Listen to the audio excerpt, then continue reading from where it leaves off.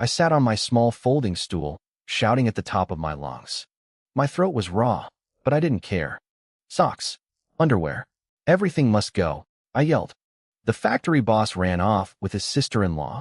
Liquidation sale. 10 yuan for 2 pairs. I was wearing a plain white t-shirt with a Hello Kitty print on the chest, a pair of loose shorts, and flip-flops.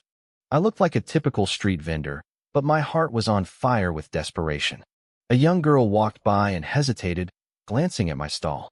I had everything laid out neatly on a 2-meter cloth, bow knots, blue stripes, Pikachu patterns, even some bikinis. Hey, beautiful, grab some shorts, I said, flashing my most charming smile. Super cheap. She looked at the pile of underwear, then back at me. I was 18, decently handsome, and I was looking at her with pure, soulful expectation. Her face turned bright red. Pervert, she huffed and stomped away. I froze. Wait, don't go. If you don't want shorts, look at these hairpins. How am I a pervert? It's just a business. I wanted to cry. I'd been out here for over an hour, and I hadn't made a single cent. If I didn't sell something soon, I wouldn't be able to eat, let alone pay the rent. Well, isn't this the god of Jiangxing High School? A mocking voice chirped. The great space element genius, selling socks at the night market? I looked up and frowned. It was Li Mayan, a girl from my class. She was clinging to the arm of a tall, muscular guy. Just my luck. Space element? The guy asked, surprised. Babe, you're kidding, right? One of the 3 strongest people in China is a space user. Li Mayan curled her lip. Oh, it's true. When Lin Yuan awakened his space ability, it caused a massive stir. That top-tier master even came to see him personally to offer an apprenticeship. The guy looked at me, confused. Then why is he here? Because, Li Mayan sneered. It turns out he's a freak. He has the rarest element, but his talent level is the absolute lowest, A rank. That master was so disgusted he left immediately. With that trash talent, Lin Yuan won't even reach bronze rank in his entire life. The guy, Wang Lin, started laughing. What a joke. I rolled my eyes. Are you buying anything? If not, move along. You're blocking my business. Wang Lin smirked and kicked a pile of my socks, leaving a dirty footprint on them. Who says we aren't buying? Is that any way to treat a customer? I looked at the footprint and felt my temper rising. I forced a bright, fake smile. Why don't you buy a bikini for your girlfriend? She'll definitely need it tonight. Li Mayan's face turned red. She stepped forward and kicked my merchandise everywhere, scattering it across the pavement. Watch your mouth. Do you know who Wang Lin is? He's a strength element awakener at Jiangxing University. I let out a dry laugh. Oh, I'm terrified. I thought his dad was someone important. Wang Lin's expression went cold. You're just a trash street vendor. What are you acting tough for? I'm earning an honest living, I said, standing my ground.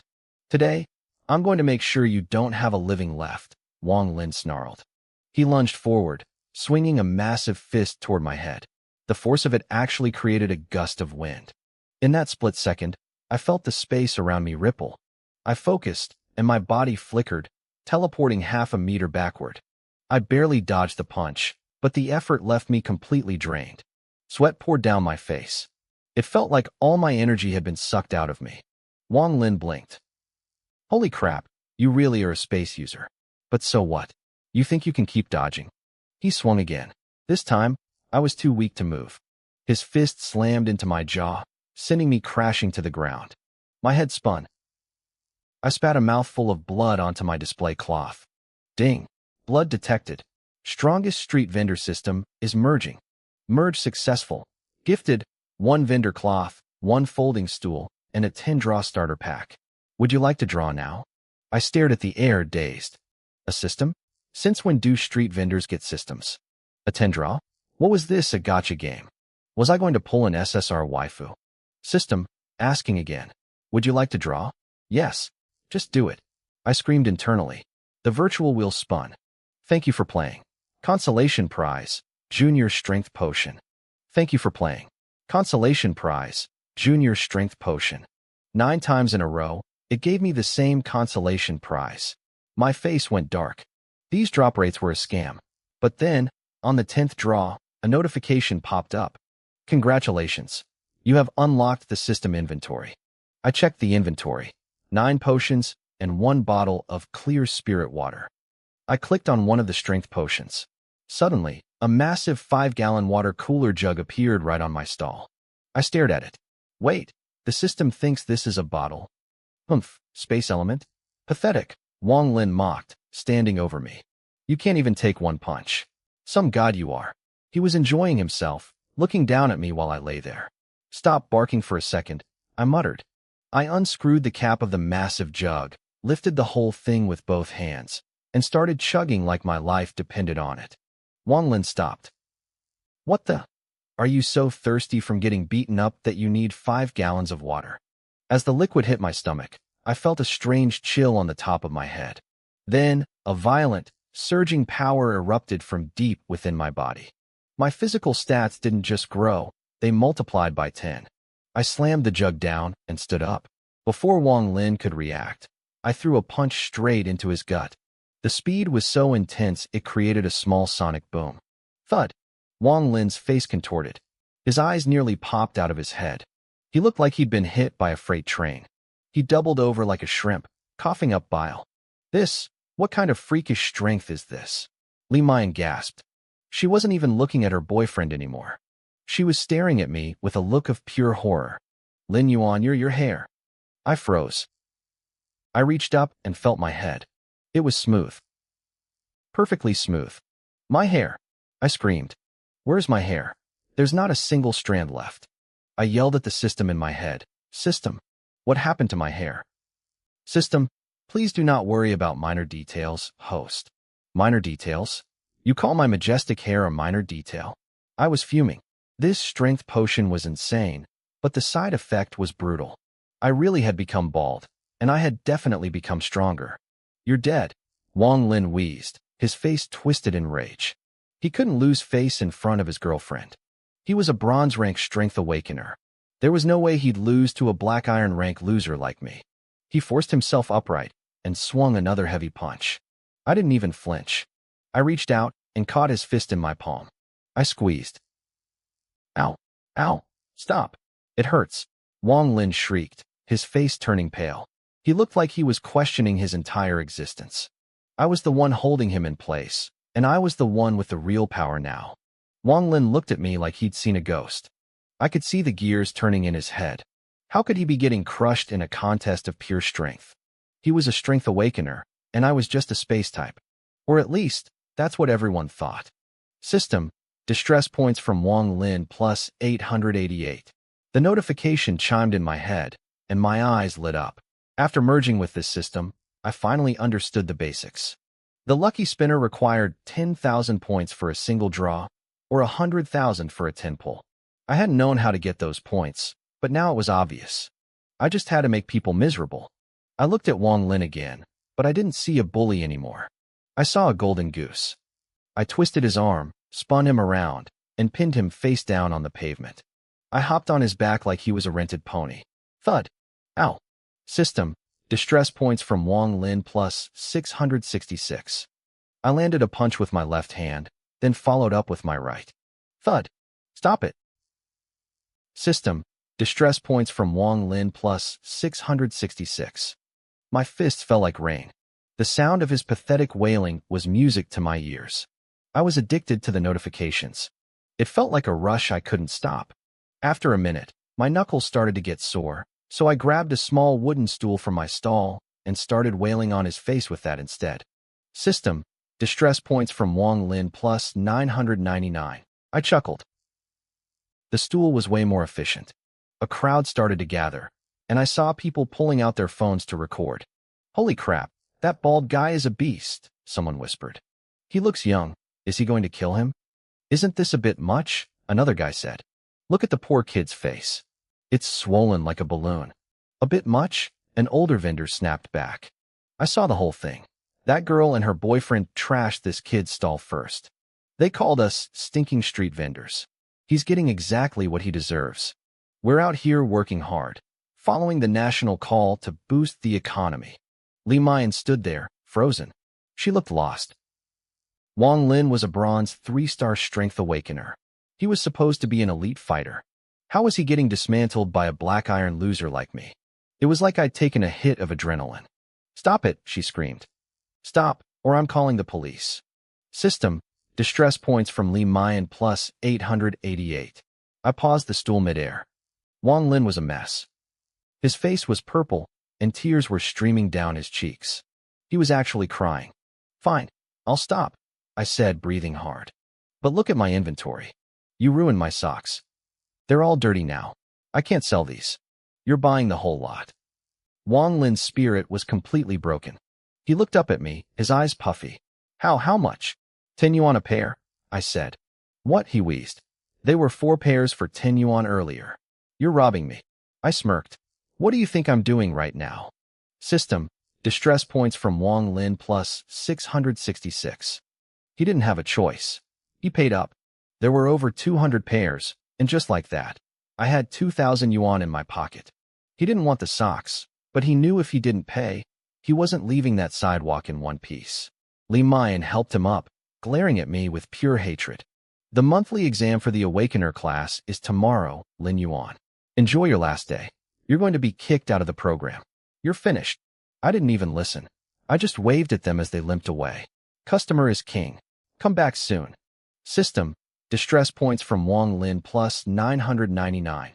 The crowd was getting too big for comfort, and I had the money, so I decided to vanish.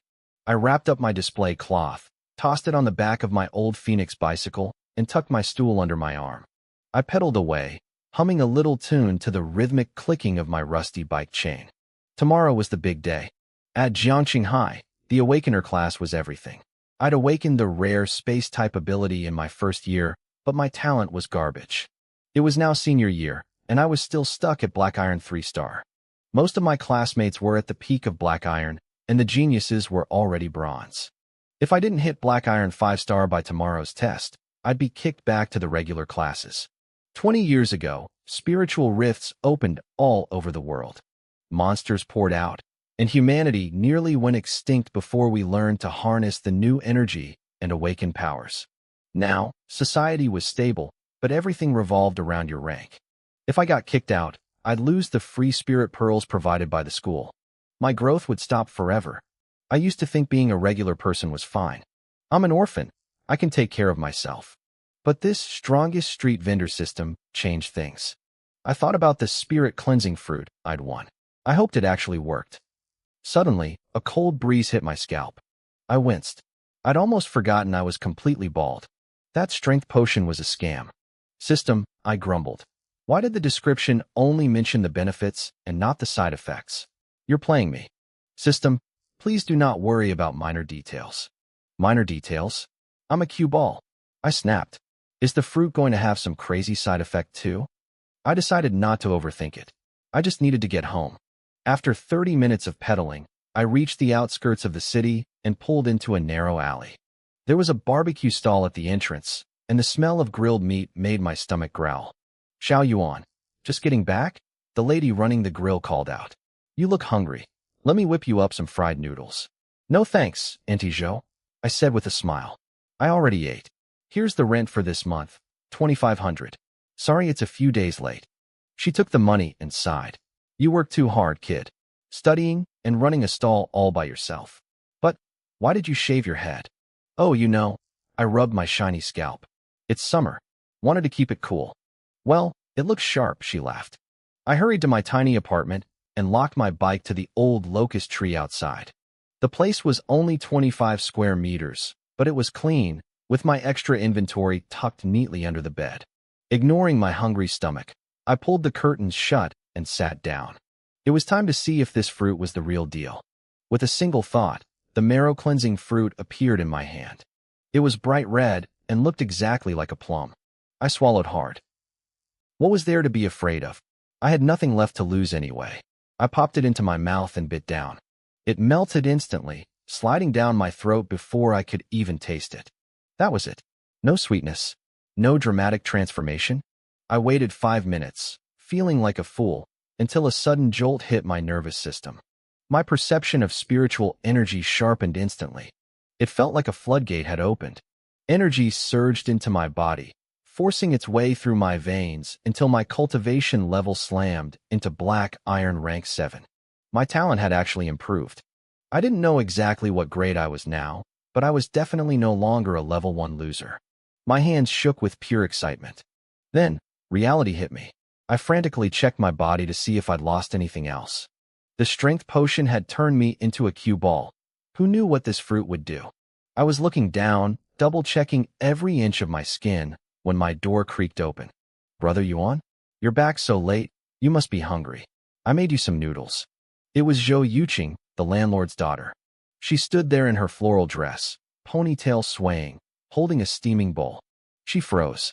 Her eyes went wide as she stared at me, specifically, at what I was doing while hunched over and checking myself. Her face turned a brilliant shade of crimson. Bang.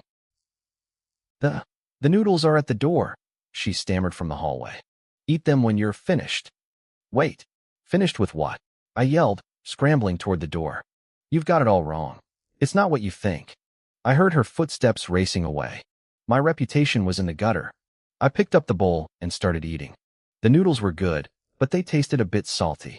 Maybe it was just the flavor of my own tears. I'd have to explain it to her later. She went to the same school as me, so I'd see her eventually. I settled down and checked the system. My distress points had skyrocketed to over 110,000. Beating the hell out of Wang Lin had been a gold mine, and Li Mayan had contributed a fair share too. I felt lucky. Maybe I could pull another marrow-cleansing fruit. Start the 10-pull draw. I commanded. Thank you for your patronage. Consolation prize, 1 strength potion. Thank you for your patronage. By the 10th pull, my face was darker than a coal mine. 10 bottles of strength potion sat in my inventory. Thank you for your patronage? Are you kidding me? Is it because I'm bald? Is the system mocking my head? Then a thought hit me. I could sell these. They turned people bald, sure, but they granted incredible strength. Strength creates miracles, right? Plus, I could farm more distress points from the unhappy customers. It was a win-win. I fell back onto my bed and pulled out my cheap, 50 yuan smartphone to scroll through the news before sleep. I clicked on our class WeChat group. It was exploding. Guys, have you seen the video on Weibo? Some bald guy at the night market absolutely wrecked a college student. It's got 400,000 views. Someone posted the clip. There I was, wearing my Hello Kitty shirt, bald head gleaming, sitting on top of Wang Lin and hammering him with a folding stool. Holy crap, that bald guy is a beast. I can feel the pain through the screen. Isn't the guy getting beaten a bronze-level strength awakener? Expert among the people. Why is a guy that strong running a street stall? I chuckled to myself. The video was blurry because the person filming had shaky hands, so they hadn't identified me yet. Wait, someone typed. Doesn't that bald guy look a bit like Lin Yuan? Him? Get real. Lin Yuan is so weak he'd collapse if the wind blew too hard. How's he going to take down a bronze-level fighter? True. 3 years, and he's still black iron rank 3. After the monthly exam tomorrow, he won't even be our classmate anymore. Good riddance. I watched the messages fly by and sneered. Tomorrow?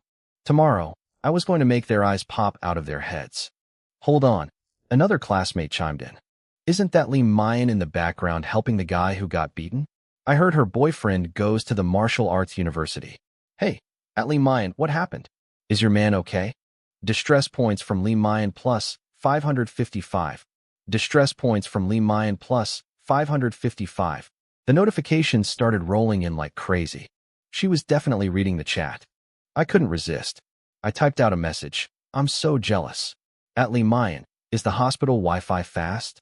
I'm almost out of data. I wish I could sit in a waiting room and use free internet too. Distress points from Li Mayan plus 999. She didn't say a word in the chat, but the points kept ticking up until I fell asleep. She was clearly fuming. The next morning, I headed out feeling great. I ran into Yuqing at the gate, her backpack on her shoulders. Yuqing, about yesterday. She looked at me, her face turning red again. Brother Yuan, you should really get more rest. Take care of your health. She bolted before I could say another word. I stood there, defeated. I'm never going to clear my name, am I? Kid, I was just checking for side effects. I pulled a baseball cap low over my bald head and hopped on my old, creaky bicycle. It clattered all the way to school. Today was the monthly exam. As I walked into the classroom, the noisy room went quiet for a second. A few girls looked at me with a bit of pity, probably thinking this was my last day. I didn't care. I walked straight to my seat by the window and sat down, waiting for the show to begin. The classroom buzzed with whispers the moment I sat down. My classmates weren't even trying to be quiet. They poked fun at my baseball cap, calling me a fake god, and joking that I was only wearing it because I was too ashamed to show my face before getting kicked out of the elite class. 3 years ago, the name Jiang Nin meant something in this city. I was the golden boy. Now, I was just a punchline. I ignored them and stared out the window. Today, everything was going to change. Li Xiang, the class monitor, strolled over to my desk with a smug grin. He acted like he was doing me a favor. He told me not to feel bad about being kicked out, suggesting that being a soul dancer just wasn't for me. He pointed out that my space-type ability still had one use: acting as a human storage locker. My dad runs a logistics company, Li Xiang said, loud enough for the whole room to hear. Come work for him after graduation. I'll give you 30,000 a month and even provide soul beads for your cultivation. What do you think? The room erupted. Some kids laughed, saying 30,000 was way too much for a loser like me. I looked up at Li Xiang and smiled brightly. So, you want me to be a delivery boy? The class roared with laughter. Li Xiang shrugged, looking satisfied. Space-type soul dancer as a courier? It's a perfect match. 30,000 is my final offer. Think about it. I grinned wider. I'm actually looking for a foreman for a construction site. Your breath ability is great for digging manure pits. You'd be worth 10 excavators, easy. The room went dead silent. People turned red, trying to hold back their laughter. Li Xiang's face went from smug to pitch black in a second. Distress points from Li Xiang plus 959. Don't be ungrateful, he hissed. Before I could fire back, Li Mayan stormed into the classroom. She had massive dark circles under her eyes, looking like she hadn't slept a wink. She marched straight to me, her eyes burning with rage.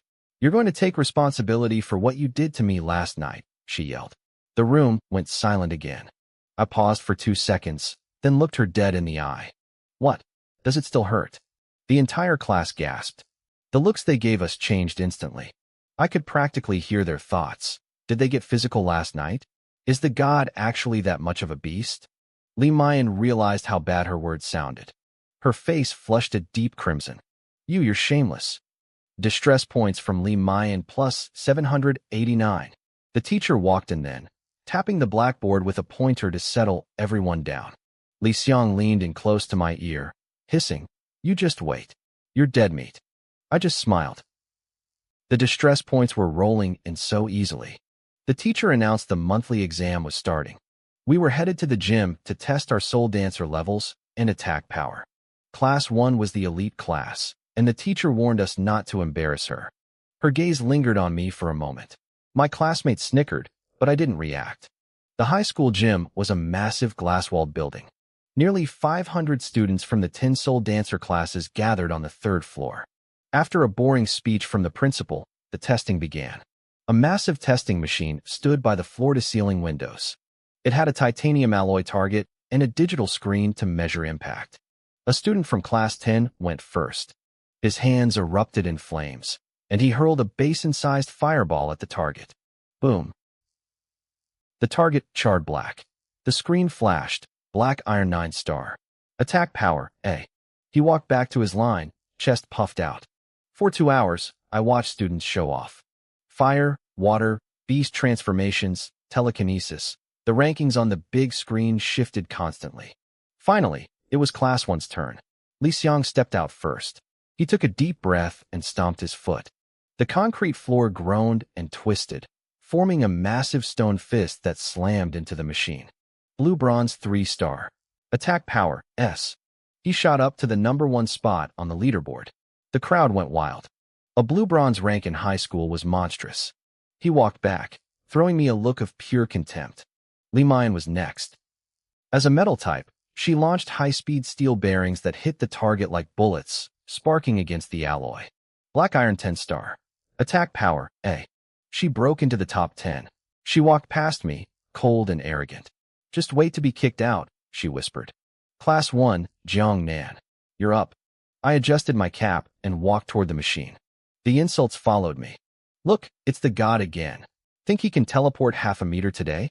He probably won't even register a number. I ignored the noise. I stood before the machine and took a deep breath. I felt my muscles coil like steel cables. I stepped forward, twisted my hips, and threw a straight punch. Crack. The air itself seemed to explode. My fist slammed into the titanium target, and the metal buckled like wet clay. The bolts anchoring the machine to the floor snapped like toothpicks. The entire massive unit was sent flying, crashing through the glass windows like it had been hit by a semi-truck. It plummeted 3 stories down, bouncing across the running track for another 20 meters. The shockwave blew my hat right off, revealing my bald head. The gym went graveyard quiet.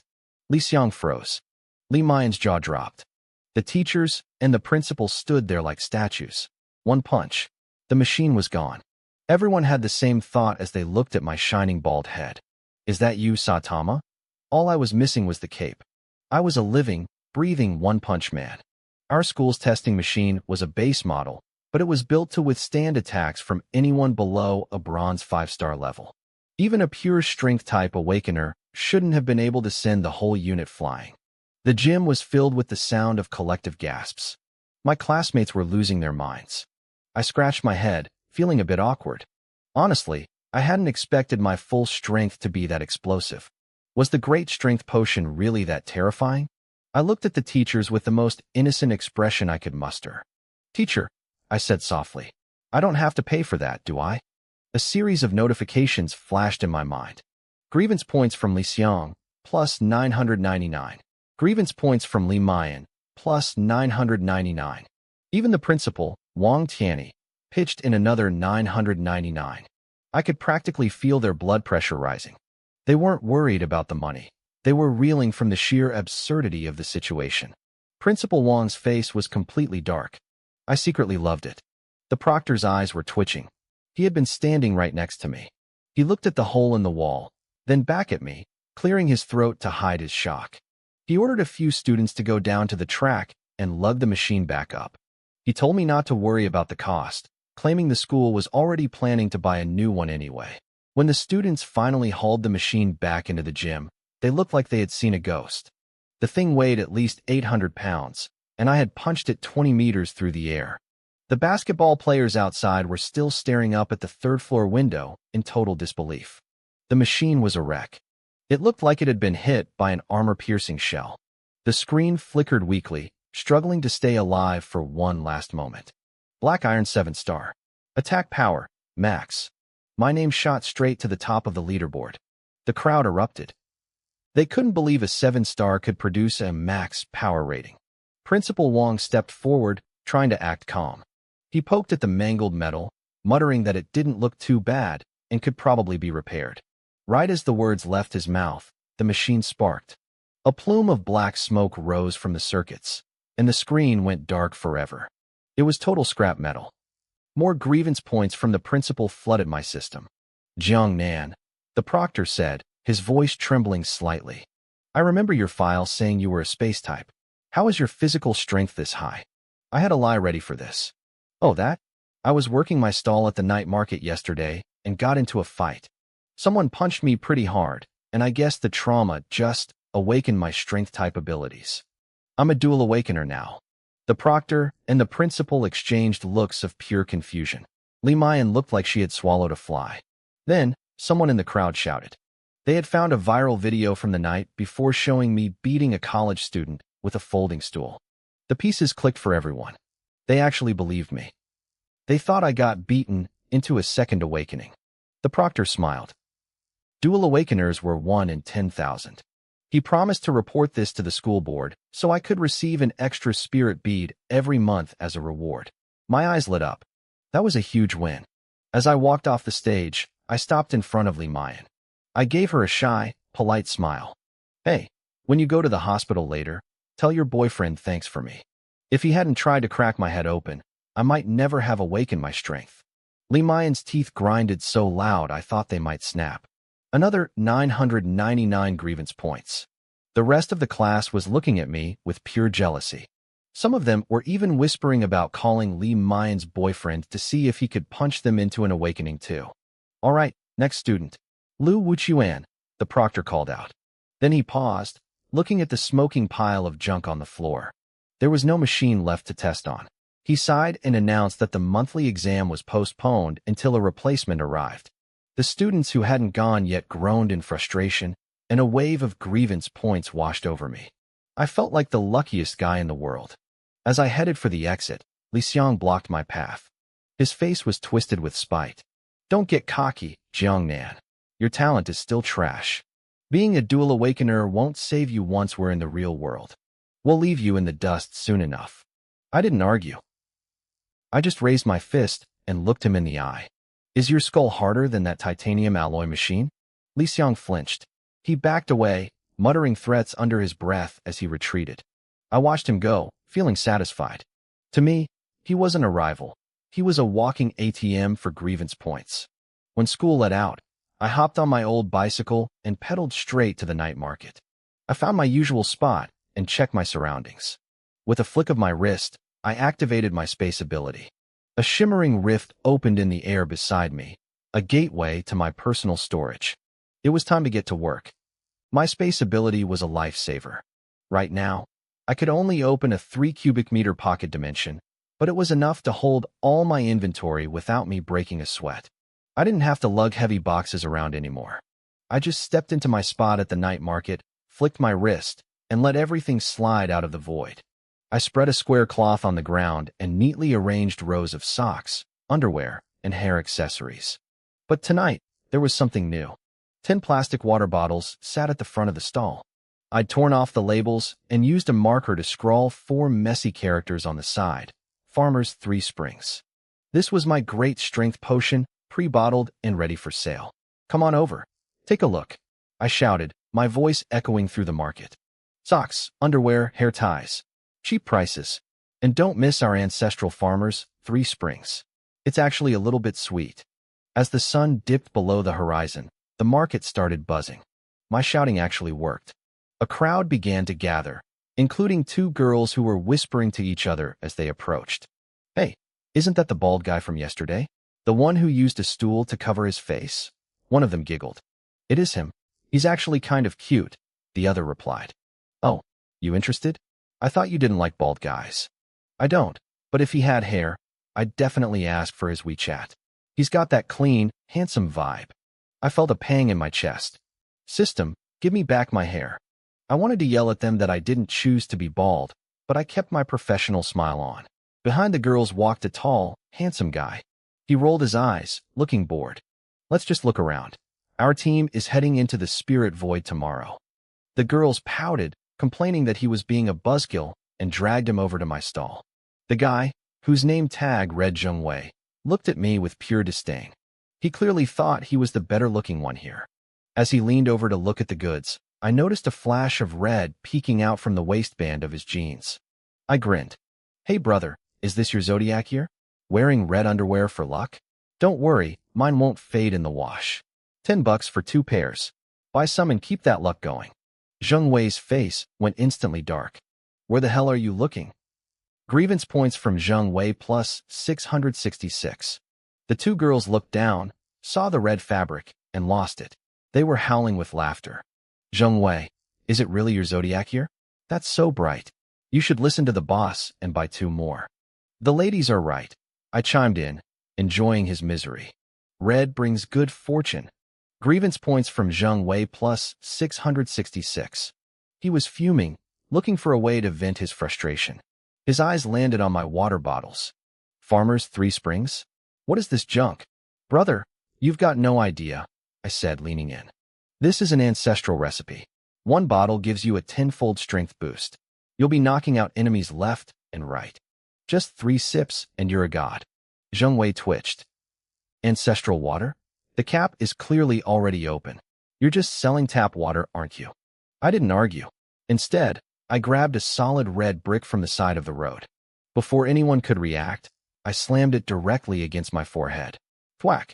The brick snapped in half. The girls screamed, covering their mouths in shock. Zheng Wei just stood there, frozen. You don't believe me? I picked up another brick and smashed it against my head again. Dust flew everywhere. Before I drank this, I could barely climb into bed. Now, my skull breaks bricks like crackers. You want a bottle or not? I went for a third brick, but Zheng Wei jumped forward to stop me. Okay, okay, stop.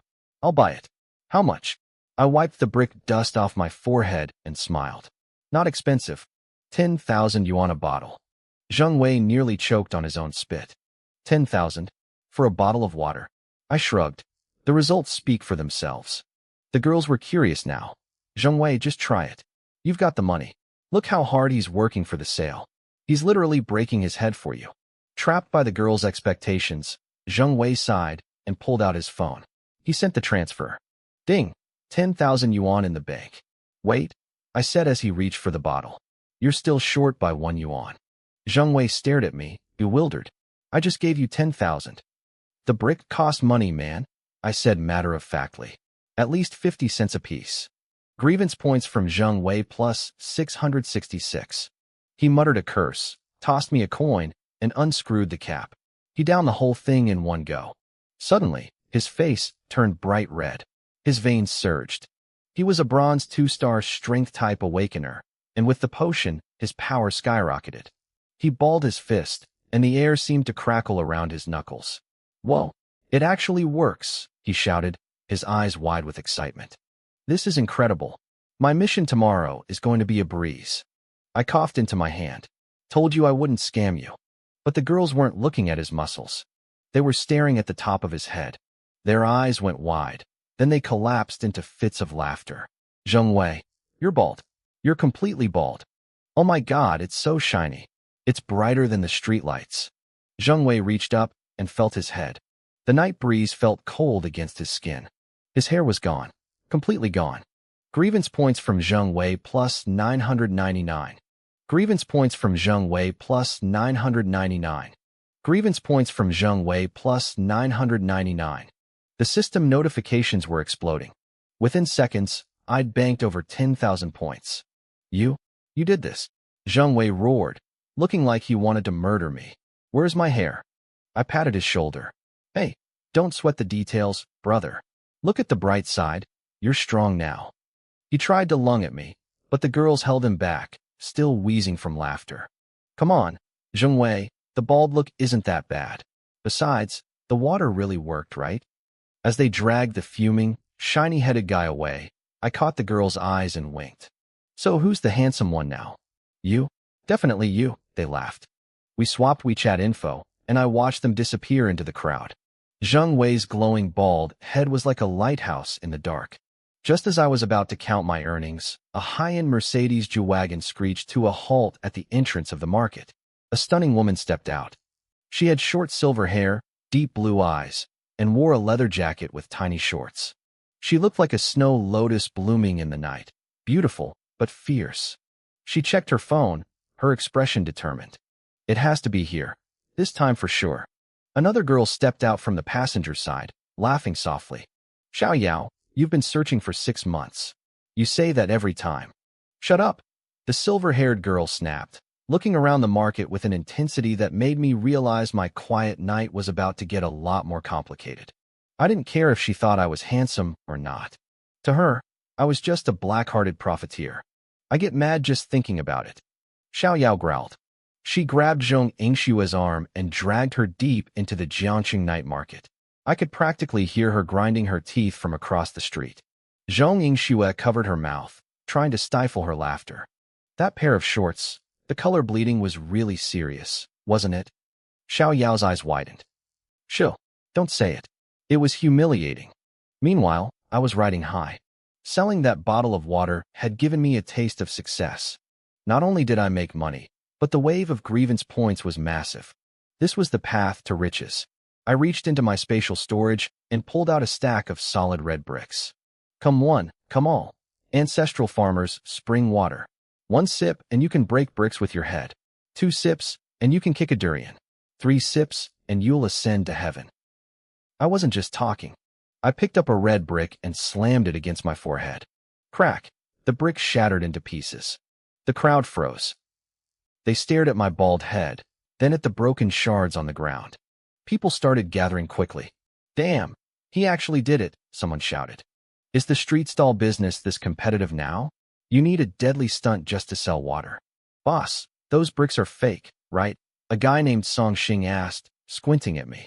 I stood up, holding a fresh brick. Fake. Here, let me hit you with one, and we'll see.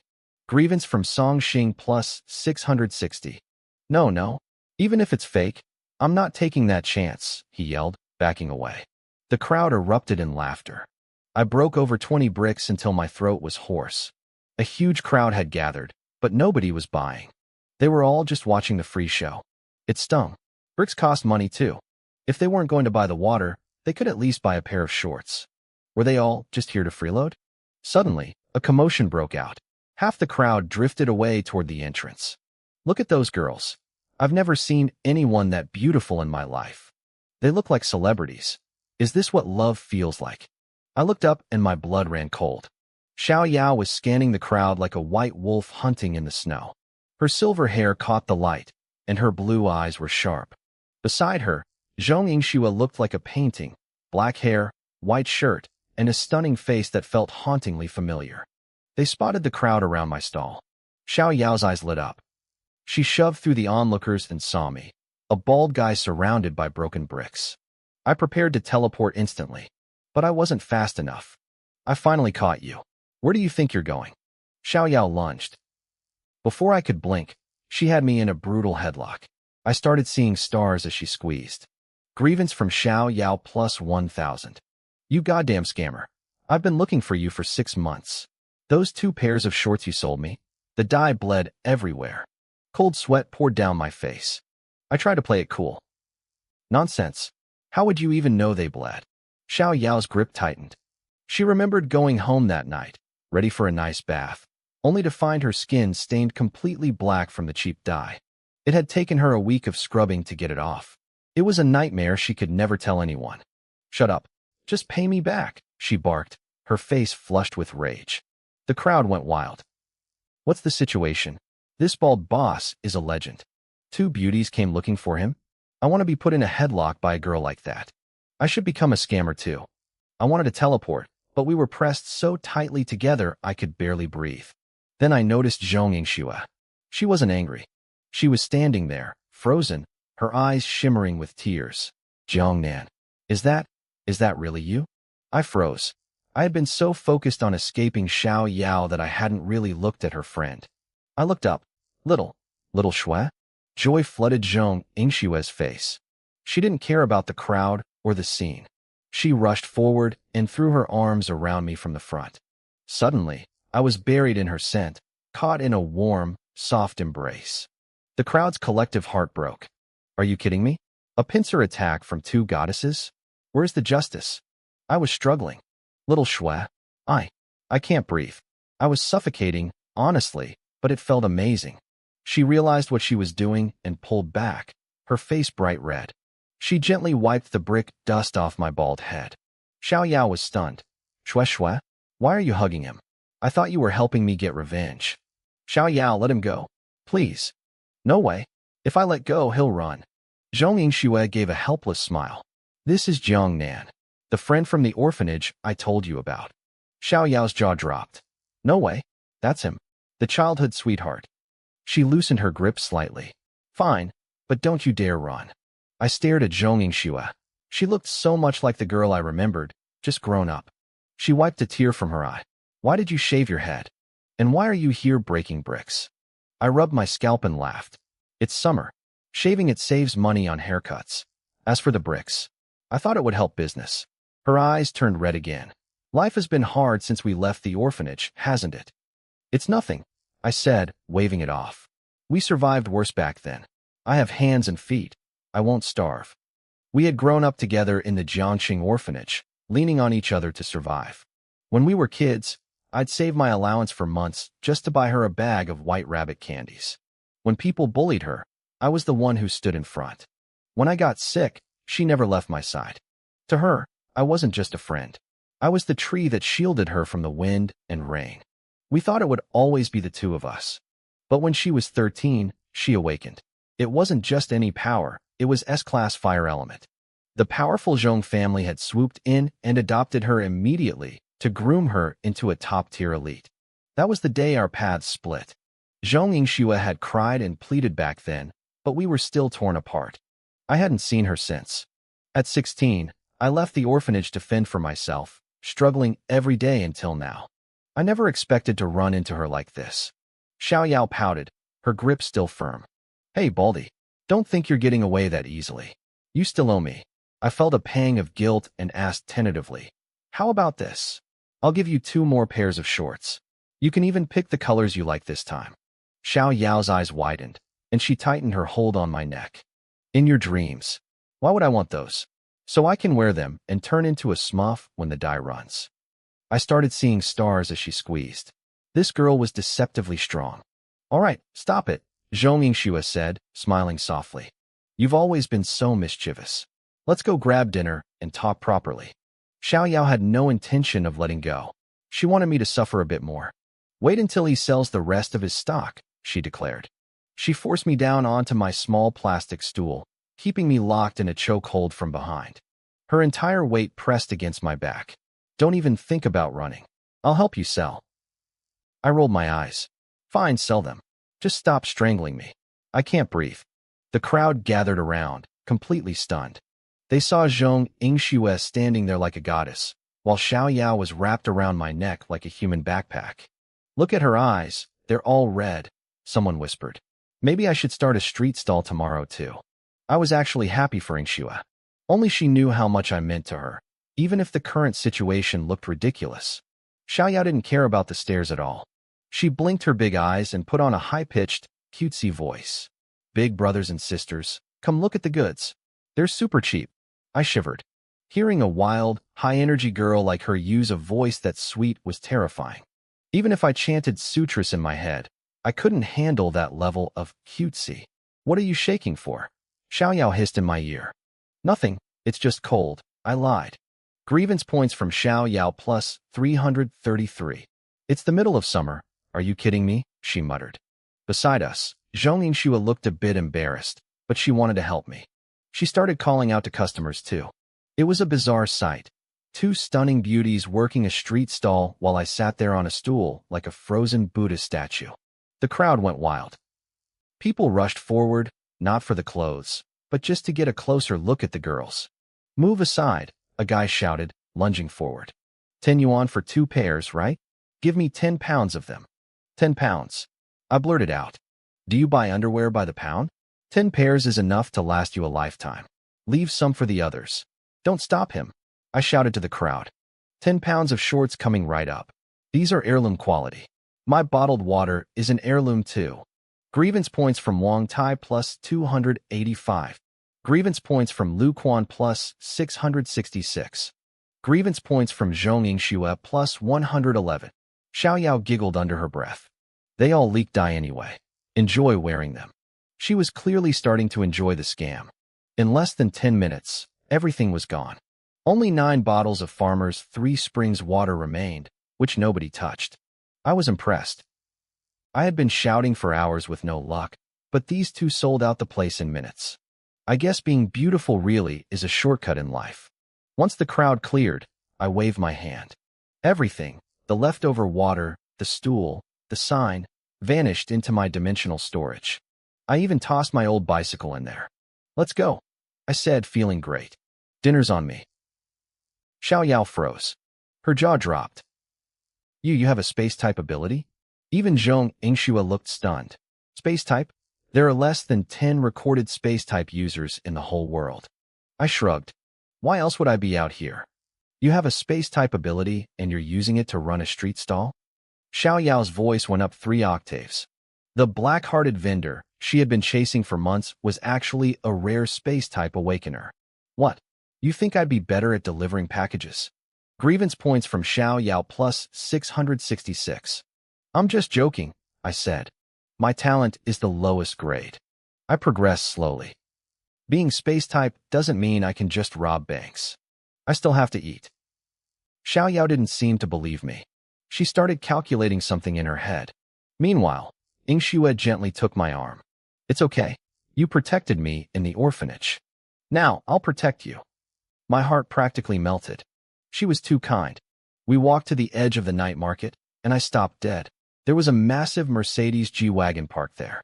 Is this yours? I asked Xiao Yao. How rich was this girl? I sat in the passenger seat, while Ingxue sat in the back. I couldn't stop staring at Xiao Yao as she started the engine. What are you looking at? She snapped. I'm 18. I have a license. I rubbed my eyes. I think I'm going blind. The glare from all this money is blocking my vision. Grievance points from Xiao Yao plus 666. You're a brat, she grumbled. If it weren't for Ingxue, I'd throw you out. Where are we eating? Skewers, I said. Let's hit the food stalls. What about you, Xue? Xiao Yao asked.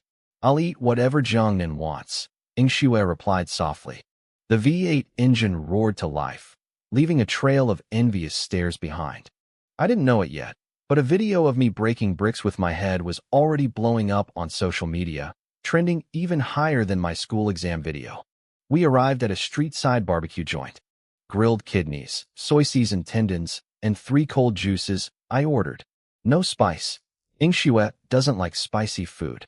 Zhong, Ingxue beamed. You still remember? My memory is top tier, I replied. Xiao Yao watched us being all sweet and pouted again. Grievance points from Xiao Yao plus 333. Something was definitely up with this girl. I needed to be careful. So, where are you guys in school? I asked. Songjiang number 5 high, Ingxue said. Xiao Yao and I are in the same class. Senior year. I blinked. Songjiang number 5 was the only elite Awakener high school in the city. It had the best facilities, the best teachers, and always ranked in the top 3 for the provincial leagues. Xiao Yao smirked. Competition? There is none. Ingxue is bronze rank, 9-star. Her fire-type ability has insane damage. And I'm bronze 7-star with a beast-type ability. We're a powerhouse. If it wasn't for that bastard Luo. Xiao Yao, don't. Ingxue interrupted, her brow furrowing. Xiao Yao went quiet, but she couldn't help herself. Can't Jiangnan join the team? He's a bit of a scammer, but he's trustworthy. And space-type control is invincible on the field.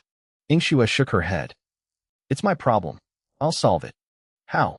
Xiao Yao exploded. He's backed you into a corner. If I wasn't there, what would you do? Xiao Yao.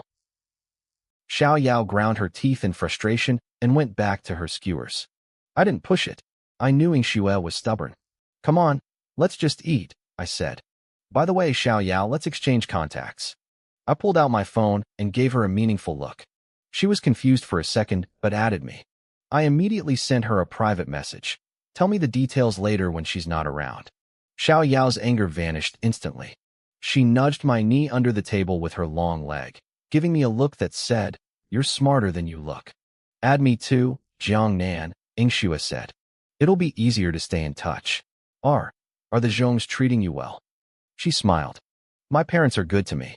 Grandpa Zhong is a bit strict, but it's fine. It was all for my own good, Zhong Ingxue said softly, looking at me with concern. But what about you? How have you survived all these years? I scratched my head, trying to act nonchalant. Me? I just got by. I moved out of the orphanage at 16 and rented a place.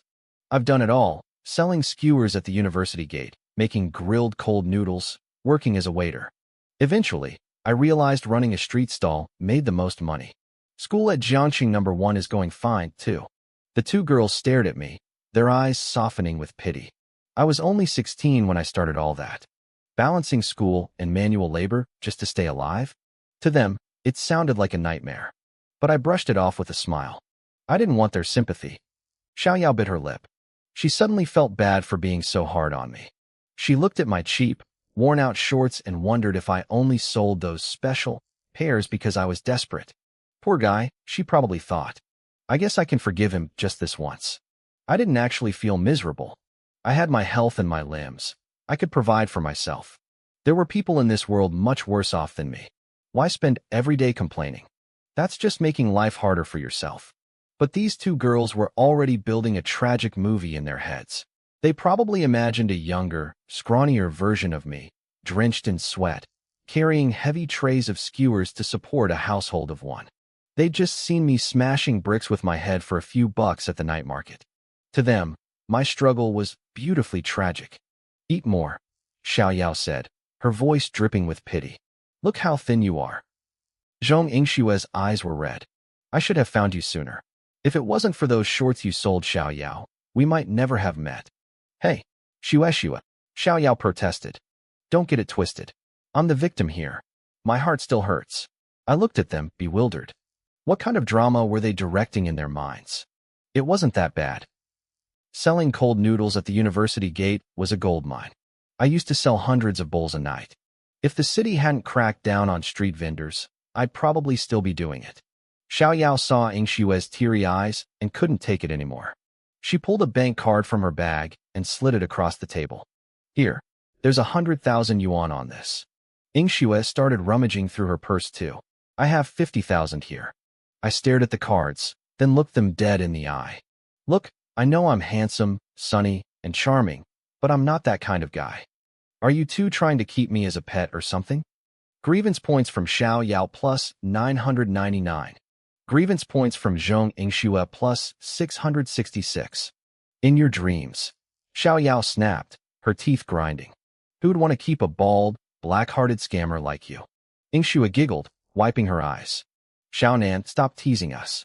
I shrugged and laughed it off. The rest of the meal was great. As we were finishing up, Xiao Yao held out her hand. Phone. Give it to me. I handed over my domestic brand smartphone. The screen was shattered into a spiderweb of cracks. Xiao Yao looked horrified. What is this piece of junk? I'm buying you a new one. I hesitated for 2 seconds, then looked at her with total seriousness. So, do you need any more accessories hanging off your leg? Because I've decided I don't want to work hard anymore. Grievance points from Xiao Yao plus 333. Get lost, she laughed. Come on, smile for a photo. The three of us huddled together. I was sandwiched between them. Xiao Yao hooked an arm around my neck, squeezing so hard my face deformed. Xue, get closer. Closer. Click. In the photo, Xiao Yao had a skewer in her mouth, grinning like a rebel. I had a squished, happy face, and Yingxue was leaning on my shoulder, making a peace sign. Haha, if it wasn't for your bald head reflecting the light, it'd be perfect, Xiao Yao teased. Send it to me later, Yingxue added. I want it as my wallpaper. When the bill came, I jumped up. I'm paying. I said I'd treat you guys. You helped me sell my stock. I can't let you pay. They tried to argue, but I beat them to the counter. Boss, how much? 341 yuan. Make it 340? I asked, pulling out my phone to scan the QR code. But when I hit pay, a notification popped up. Insufficient balance. My heart skipped a beat. No way. I'd sold a ton of stuff tonight. I opened my digital wallet and froze. My balance was 124.69 yuan. Where's my money? Where's my hard-earned cash? I had every sale memorized. I should have had 12,469 yuan. The decimal point had moved 2 places to the left. System. I screamed in my head. Where's my money? That was blood and sweat equity from smashing bricks. Congratulations, host. Stall fees have been successfully paid. Within the street stall zone, the host has activated invincible mode. Paid fees are automatically converted to skill points at a 100-to-1 ratio. Congratulations. Skill learning panel is now open. Congratulations, your sister. I cursed mentally. What use are skill points? Can I buy pancakes with them? And what the hell are stall fees? Any transaction completed on the system stall mat is subject to a stall fee. The split is 99.99% for the system and 0.01% for the host. I nearly had a stroke. 99.99%? Even the most predatory landlords aren't that cruel. I risked my life smashing bricks, sold my own inventory of socks and underwear, and the system took everything? You're a thief. You're a scammer. You're the most. Warning. Insulting the system will result in a fine. I watched my balance drop from 124.69 to 24.69. I stood there, paralyzed. My soul felt like it was leaving my body. I looked piteously at the girls. The restaurant owner rolled his eyes. Seriously, kid? You insist on paying and then pull the insufficient balance move. His gaze felt like a dagger to my heart. Yingxue stepped up with a smile and settled the bill. She patted my shoulder gently. I had never felt more awkward in my life. If anyone asked, I was going to claim I forgot my password, or my fingerprints were worn off, or my phone died. What happened? Why were you so slow? Xiao Yao asked as we walked out. Nothing. Ingshua lied gracefully. His phone just lagged. She was an angel. She was actually saving my dignity. I watched them walk to a big Mercedes-Benz G-Wagon and drive off. Ingshua waved at me as they sped away. Wait, they were actually leaving? Why were they being so literal? What about that 100,000 yuan? The 50,000? Hey, I have more to say. I shouted at the receding taillights. Shua, Xiao Yao. I've changed my mind. I'm totally fine with being kept. Come back. Don't leave me with 24 yuan. The world felt gray. I trudged back toward my neighborhood, feeling like a broken man. But as I passed my landlord's outdoor barbecue stall, the sound of shouting and cursing snapped me out of it. I looked over, and my brow furrowed. Something was wrong. I frowned, my eyes narrowing as I looked toward the entrance of the alley. A wave of cold fury washed over me. At the outdoor barbecue stall, a group of men were making a scene. The leader was a big guy with a shaved head, shirtless, sporting a thick gold chain and a massive dragon tattoo that sprawled across his shoulders. He was surrounded by 6 or 7 younger punks, all of them with shaved heads, wearing white tank tops, tight pants, and those obnoxious pointed loafers. They looked like a gang of spiritual youths looking for trouble. The other customers were huddled over their plates, looking miserable and trying to ignore the noise. "Where's the damn beer?" the tattooed leader roared, slamming his hand on the table. "Hurry the hell up. If the food doesn't get here soon, I'm gonna lose my mind." Old Joe, the landlord, hurried over with a forced smile. Coming. Right away, brother." His daughter, Zhou Yuqing, had just finished school and was still wearing her ponytail and an apron. She rushed over, carrying a tray of large beer mugs. She was a pretty, petite girl, the quintessential girl next door. Under the intense, predatory stares of the men, she looked visibly shaken. "Here's your beer, brothers," Yuqing said, her voice trembling. "I brought an extra glass on the house." The leader's eyes lit up with a greasy glint. He grinned, revealing a row of stained yellow teeth, and suddenly lunged forward, grabbing Yuqing by the wrist. "Don't go yet, little sister," he chuckled. "Stay and have a drink with me. I'll give you 1,000 yuan just to sit here." Yuqing's face went pale with fear. She tried to pull away, but her strength was nothing compared to the thug's. Her wrist was already turning bright red from his grip. "Please, brother, let go," Old Joe pleaded, rushing over. "She's just a student. Tell you what, this whole meal is on me. Yuqing, go home. Get out of here." The punks at the table stood up instantly, shouting and cursing. "What? You think our boss can't afford a meal? You think you're too good for us?" The leader didn't let go. "I feel insulted. Now she's staying, and you're paying for the disrespect." Yuqing's eyes welled up with tears as she struggled. Suddenly, a man at a nearby table couldn't take it anymore. He stood up and shouted, "You've had a few beers and forgotten who you are? She's a high schooler, you prick." The leader's face darkened. He grabbed a beer bottle, ready to smash it over the man's head. But before he could swing, a hand reached out and caught the bottle midair. I stood there, smiling calmly. "Who the hell are you?" the leader barked. "Where did this little bald kid come from?" "Brother Jiangnan," Yuqing cried out. The fear in her eyes softened the moment she saw me. "You little brat," the leader spat. "You want to play hero?"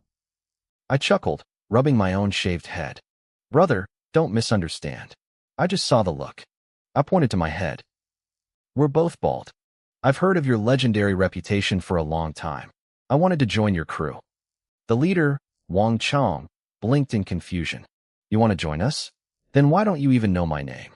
Grievance points from Wang Chong plus 666.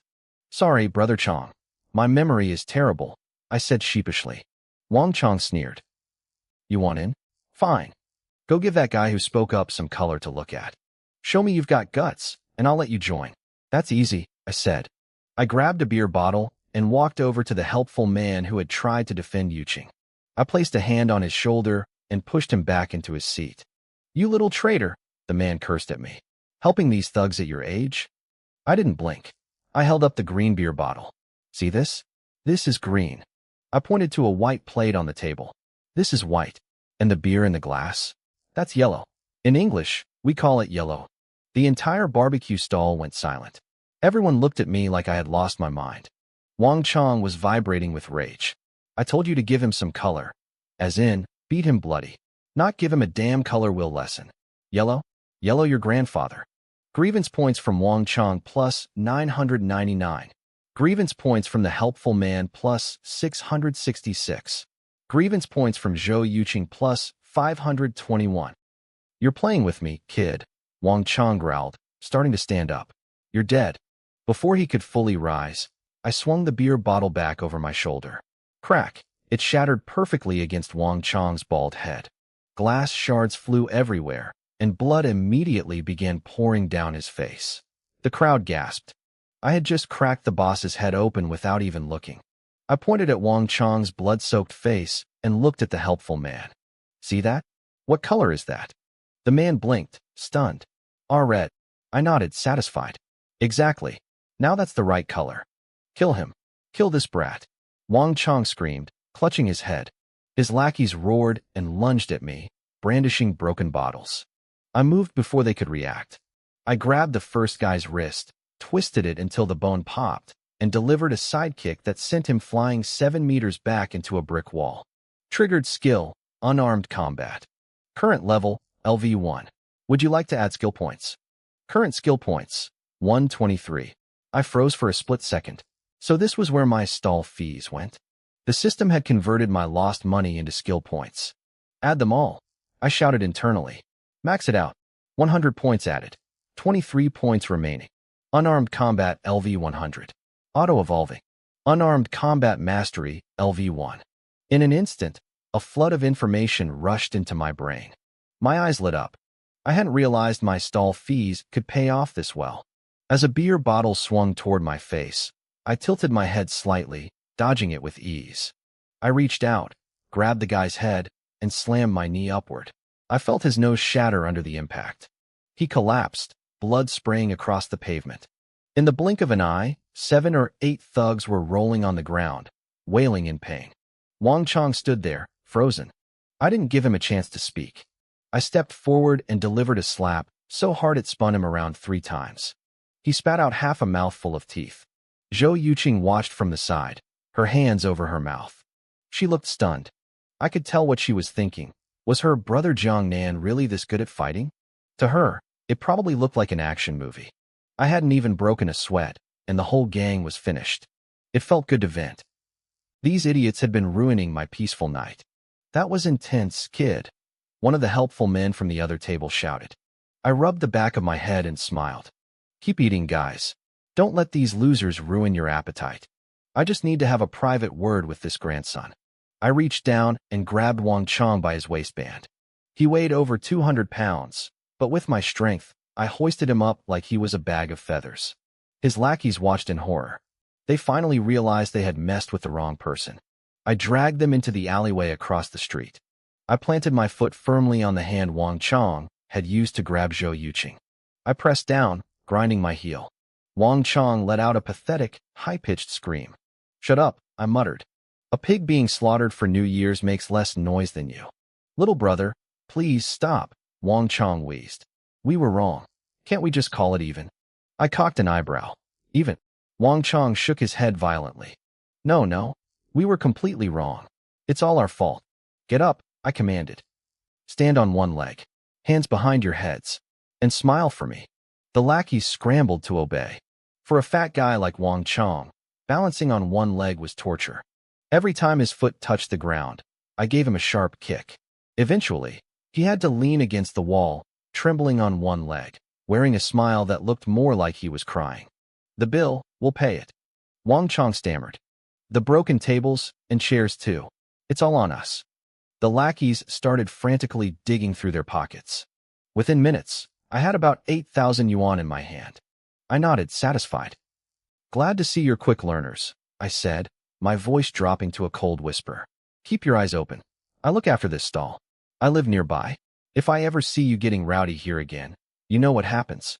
They nodded frantically, offering fake smiles and apologies. I turned around and headed back to the stall. When I heard them sigh in relief and drop their legs, I spun back around. Who told you to stop? You want another beating? They scrambled back into position. Grievance points from Wang Chong plus 999. Back at the stall, the regulars cheered. Come on, Kid, have a drink. There aren't many young guys with your sense of justice anymore. You're from high school number 5, right? Another man asked. Be careful. Guys like that might try to find you later. I scratched my head and laughed. It's fine. I handled it. Auntie Zhou ran over, her face pale. Xiaonan, are you okay? You scared me to death. What if they come back for revenge? They won't, I promised. I've taken care of it. Here, Auntie, take this. It's for the food and the broken furniture. She looked at the thick stack of cash. Oh my, this is way too much. I forced the money into her hands. Keep it. Consider the extra as my rent for next month. You're such a good kid, she sighed, then looked at her daughter. Yuqing thanked Jiangnan. Zhou Yuqing stepped forward, her face flushed red. Thank you, brother Jiangnan. Her heart was clearly still racing. I patted her head. I'll walk you home. As we walked through the quiet streets, Yuqing stayed close.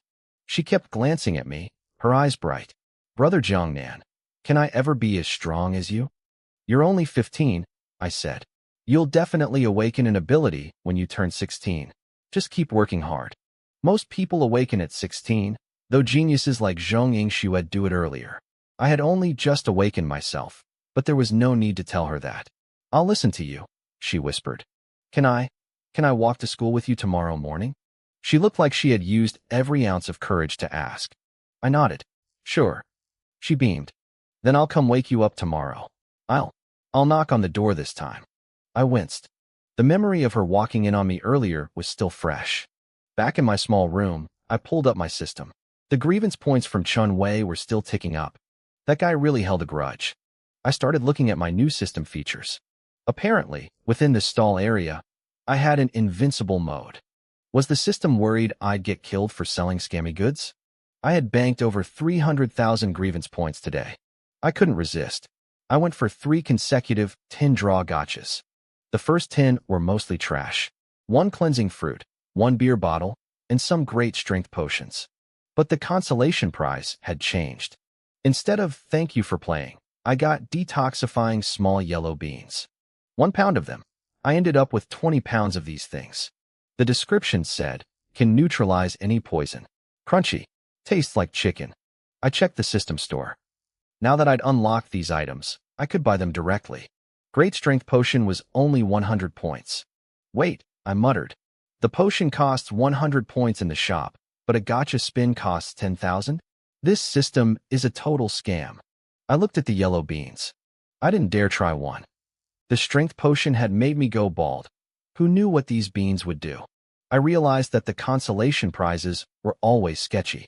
Only the main prizes were reliable. I sighed and ate another cleansing fruit. My talent increased again, and my cultivation jumped to black iron rank 8. I wondered if there was a limit to how much my talent could grow. I had to be at least A rank by now. I pulled out my cheap phone and checked the school group chat. It was blowing up. Holy crap, Jiang Nan is viral again. The video has 1 million views on Weibo. Someone had uploaded a clip of me at the night market, smashing bricks over my head while yelling about my stall. He's actually doing it. The invincible Iron Head. He smashed the testing machine during the day and bricks at night. Is our god and ever not busy? Add Jiangnan. Can you smash a motorcycle with your head? I grinned and typed back. I can't just smash a motorcycle. I can drive an excavator with my head too. LMAO, the chat erupted. At Lixiang, check this out. Grievance points from Lixiang plus 999.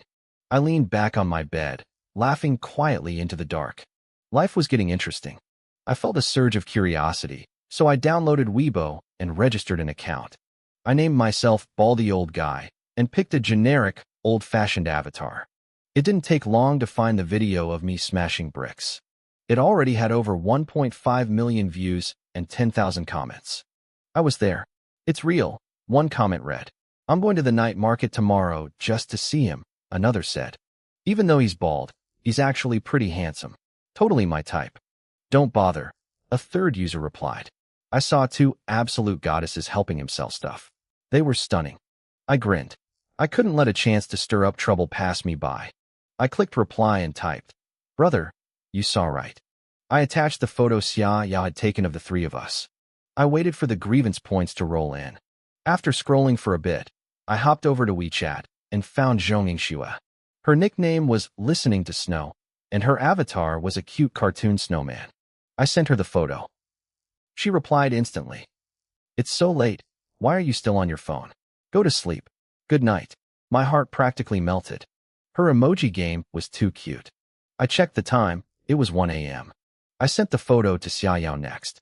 Her nickname was Wolf Slayer, and her avatar was a white wolf howling at the moon. I stared at it for a second. Was she serious? That was way more intense than I expected. She didn't reply, probably already asleep, so I drifted off too. The next morning, my world exploded. The class group chat was a war zone. Holy crap, who are those two goddesses? How did Nangod land them? You can get girls by smashing bricks at a night market now. That silver-haired girl is so cool. Even I'm catching feelings, and I'm a girl. Wait, don't you guys recognize them? That's Zhonging Xue, the school flower of Songjiang High. And the other is the silver wolf, Xiaoyao. They're famous. The real question is, how does Jiangnan know them? I finally chimed in. I got them as a bonus when I topped up my phone minutes. The chat went dead silent. Grievance points from Zhou Bing plus 134. Grievance points from Han Yuan plus 422. I laughed. I really loved my classmates. Then I checked Weibo. My notifications were 99 plus, and I'd somehow gained 10,000 followers. My DMs were a mess.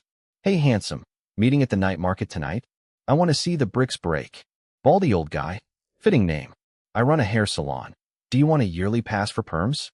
Let go of those two beauties and let me add M. Those legs so long. That head so shiny. Then I saw a comment that stood out. Someone named Luo wrote, "Dare to touch my woman? You're dead." I didn't hesitate. I replied, if touching her means death, then I've already died 10,000 times. Hee hee. Grievance points from Luo Tianxiang plus 999. Grievance points from Luo Tianxiang plus 1,000. I stared at the screen. 1,000 points? I'd never seen a single notification that high. Was this guy going to have a heart attack? In a luxury villa across town, Luo Tianxiang sat in his silk pajamas and crushed his phone into scrap metal with one hand. Find out who this is, he hissed to his assistant. And don't let Xiao Xue find out. I headed to school in high spirits. That Luo guy was a gold mine. He'd given me enough points for a 10-pull gacho already. Zhou Yuqing walked quietly beside me, stealing glances and blushing whenever I looked her way. As we turned the corner toward the school, I saw a crowd gathered. I pushed through and saw Baldy Chong and his 7 goons. They were still there, standing on one leg with their hands on their heads. Their eyes were bloodshot, their legs were shaking, and they looked like they hadn't slept a second. They were too terrified of me to leave. "Good morning, Brother Nan," they shouted in unison the moment they saw me. The crowd's eyes shifted to me. I could see the little stars in Zhou Yuqing's eyes. I felt a bit embarrassed. "Scram, all of you. It's too early for this nonsense. Do you want me to lose face?" They looked like they'd been given a royal pardon and bolted. "Are we just letting this go, Changji?" One of them whispered as they ran. "No way," Chong growled. "He's a spirit warrior. I'm going to find someone to take him down." I reached the classroom. Since I was ranked first now, the mocking had stopped, but people still looked at me with doubt. A strength type with low talent would eventually hit a wall. No one with grade 1 talent ever made it to silver or gold rank. Li Xiang and Li Mayan both had dark circles under their eyes. They clearly hadn't slept well since the exam. I focused during the morning culture classes. I'd always been a top student because I had to earn my own tuition, and being a spirit warrior didn't mean I could be an idiot. Lunch at the cafeteria was green beans and potatoes. I shoveled down 2 bowls, though the taste was a bit off. Halfway through the afternoon class, disaster struck. Li Xiang, sitting in the front row, turned pale and clutched his stomach. Before he could say a word, he collapsed, twitching and foaming at the mouth. The classroom erupted in panic. "What's happening? Is he poisoned?" The beans at lunch tasted weird. "My mom says undercooked beans are toxic." The teacher panicked. "Quick, get him to the infirmary." My eyes lit up. This was a golden opportunity. I stood up and roared, "Don't touch him." The whole class froze. "Jiang Nan, don't start your nonsense now," Li Mayan snapped. "This is a life or death situation. Are you really that petty because of yesterday?" I ignored her and looked at the teacher. Moving him is useless. This is severe food poisoning. He could go into shock any second. By the time the ambulance gets here, it'll be too late. Let me try. You know how to treat this? The teacher asked, desperate. In my hometown, I lied smoothly. There's a field with high spiritual energy. The yellow beans grown there can neutralize toxins. They're incredibly effective. The class looked skeptical. Mutated plants were common since the spiritual recovery began. But yellow beans for poisoning? What are you waiting for? I shouted. He's turning blue. Li Xiang was convulsing harder. The teacher bit his lip. Fine. Try it. If it doesn't work, we're carrying him out immediately. I reached into my space storage, actually the system store, and pulled out the antitoxin yellow beans. I grabbed a handful, but only fed him one. I knew it would work. If the strength potion made me strong, these beans would definitely do the job. I watched Li Xiang swallow the bean.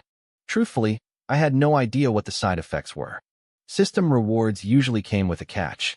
I looked at him, feeling a tiny bit of guilt. Sorry, buddy, I thought. We're classmates, after all. I'm doing this for your own good. I'm saving your life. I really didn't have any ulterior motives. None at all. The whole class watched Li Xiang like he was a science experiment. They were skeptical. Could a tiny yellow bean really cure poisoning? Besides, after yesterday's drama, nobody believed I was actually being a good Samaritan. Li Xiang's face cycled through a rainbow of colors. First green, then pale, then suddenly, a deep, healthy red. He blinked, looking utterly confused. Just a moment ago, he was foaming at the mouth and twitching on the floor. Now he felt great. Li Xiang, how do you feel? The teacher asked, his voice trembling with worry. Any discomfort? Li Xiang wiped the leftover foam from his chin. I felt dizzy before. My stomach was killing me. But now I feel amazing. He didn't just feel okay, he felt recharged. He felt like he could carry a sack of rice up 10 flights of stairs without breaking a sweat. He actually felt a sudden craving for spicy hot pot. The atmosphere in the room shifted instantly. Everyone stared at me. It actually worked. That bean was a miracle drug. It's really gone? The teacher gasped. Yeah, Li Xiang nodded. I feel perfect. The teacher let out a long breath of relief. We owe Jiang Nan for this. He saved you, Li Xiang. The consequences could have been unthinkable. Yeah, a student chimed in. If it wasn't for Brother Nan, he'd be in the back of an ambulance right now. Li Mayan looked like she'd swallowed a fly. She had just insulted me, and now I was the hero. Li Xiang looked awkward, too. He'd been my rival, but I just saved his life. Thanks, Jiang Nan, he muttered. I acted humble, though I felt a bit guilty inside. No worries. We're classmates. We have to look out for each other. I was secretly panicking, though. What were the side effects? Why was he totally fine? Did the system only mess with me? Suddenly, the silence was broken by a groan. Ugh, my stomach hurts too. The beans at lunch, another kid cried. I ate a ton of them. I'm starting to feel sick. Panic flared up again. The teacher turned to me, eyes wide. Jiang Nan, those beans. Take them, teacher, I said, handing over the bag with a look of pure sacrifice. I can't just stand by while everyone suffers. If your stomach hurts, eat one. If it doesn't hurt yet, eat one anyway, just to be safe. On behalf of the whole school, thank you. The teacher said, moved to tears. The students were buzzing. Jiang Nan is a true legend. These beans must be worth a fortune, and he's just giving them away. The teacher rushed out, clutching the bag of beans. It wasn't just our class. The whole school was suffering from food poisoning. It was a disaster. If the principal didn't fix this, he'd lose his job. When he heard about my miracle beans, the principal was ecstatic. He ordered them distributed to every student. He even promised me a major merit award and another spirit bead for my noble sacrifice. Within an hour, the entire school had eaten a bean. The crisis was averted. The principal sat in his office, wiping sweat from his brow, praising my name. Back in the classroom, math class continued. I sat there, frowning. The antitoxin beans were powerful, sure. But the side effects? Nothing had happened. Was I just overthinking it? Maybe this was a rare, clean item from the system. Then, I saw Li Xiang's face change. His stomach let out a low, wet growl. He tried to play it cool, glancing around to see if anyone heard. He shifted his weight, lifting one buttock slightly to let out a tiny, silent puff of air. He thought he was being sneaky. He was wrong. Dude, what is that smell? The guy behind him gagged. Did you just rot? Shut up, Li Xiang hissed, his face turning bright red. It wasn't me. It was a biological weapon. It smelled like sour, fermented socks that had been soaking in a pickle jar for a year. I nearly threw up just from the whiff of it. Li Xiang tried to stay composed. He sat rigid, hands gripping his desk. He was fighting for his life. But the pressure was too much. Boom. A thunderous, two-stage explosion rocked the room. It was so loud the teacher's chalk snapped against the blackboard. The entire class went dead silent. The sound was like a heavy-duty firework. If you couldn't hear that, you were legally deaf. Then, the smell hit. It was thick. It was aggressive. It was sweet and sour and absolutely putrid. My God, I muttered, covering my nose. What did he eat for breakfast? Did a bomb go off? Someone whispered. Li Xiang, are you okay? Is the chair okay? Li Xiang sat there, vibrating. His face was the color of a ripe tomato. The two girls sitting next to him were literally rolling their eyes back, dry heaving into their sleeves. I felt a cold sweat break out on my neck. Oh no, the side effect. It wasn't just him. The teacher had given those beans to everyone. I looked at the teacher. He was a veteran, so he tried to ignore it. He cleared his throat and tapped the board. Let's continue the lesson. But the atmosphere was ruined. The classroom was filled with a lingering, toxic haze. Then, I noticed Li Mayan. Her face was pale. Her fingers were gripping her pen so hard they were turning white. She was leaning her weight to one side, trying to be subtle. As a school goddess, she couldn't possibly be seen or heard, releasing gas. But the system's side effects didn't care about her reputation. The storm was coming for everyone. Li Mayan was struggling. She was trying to be delicate, trying to control the pressure, but her body betrayed her. A long, melodic sound escaped, a high-pitched whistle that slid down into a deep, vibrating bass. It sounded like a broken trombone. Classmate Li, I said, my voice cutting through the silence. Please, stop torturing your sphincter. It's working too hard. Just let it go. Holding it in is bad for your health. Every head in the room turned toward her. Several boys were biting their lips so hard they were drawing blood, desperate not to laugh. The air was thick with pure, unadulterated awkwardness. Snap. Li Mayan snapped her ballpoint pen right in half. Her face was a mask of fury, but this was only the beginning. Suddenly, someone coughed. Uffed. Someone else flipped a page in their textbook. Thud. Another student took a sip of water. Glug. The classroom transformed into a bizarre orchestra. It was a symphony of rhythmic blasts. Some of the girls were still trying to be cute, inhaling deeply as if they could suck the disaster back in. I wanted to tell them to give up. You can't inhale a catastrophe. I couldn't hold it back anymore. I started laughing, slapping my palm against the desk to keep time with the music. My classmates looked at me, stunned. I was literally providing the percussion for their collective embarrassment. But then, the atmosphere changed. The smell became colorful. It was so pungent it actually started to sting my eyes. Is it hot in here? One student gasped, tears streaming down his face. Can we please open the windows? It's boiling. Yes, open them. All of them. The windows slid open, and a visible cloud of white haze drifted out into the hallway. Down in the courtyard, an old man sweeping the grounds looked up. The breeze caught the cloud and blew it right into his face. He gagged, his eyes widening in horror. What the hell is that smell? If it had been one or two people, it wouldn't have been a big deal. But it was the entire class. Every single eye eventually landed on me. They remembered. They had all eaten my little yellow beans. I had been the generous one who handed them out to save them from the poison. The grievance points started rolling in like a landslide. From Li Xiang, plus 990. From Li Mayan, plus 999. Rows of 999s flashed across my vision. It wasn't just my class, either. The entire school had eaten those beans. Every classroom was currently a war zone. I was ecstatic.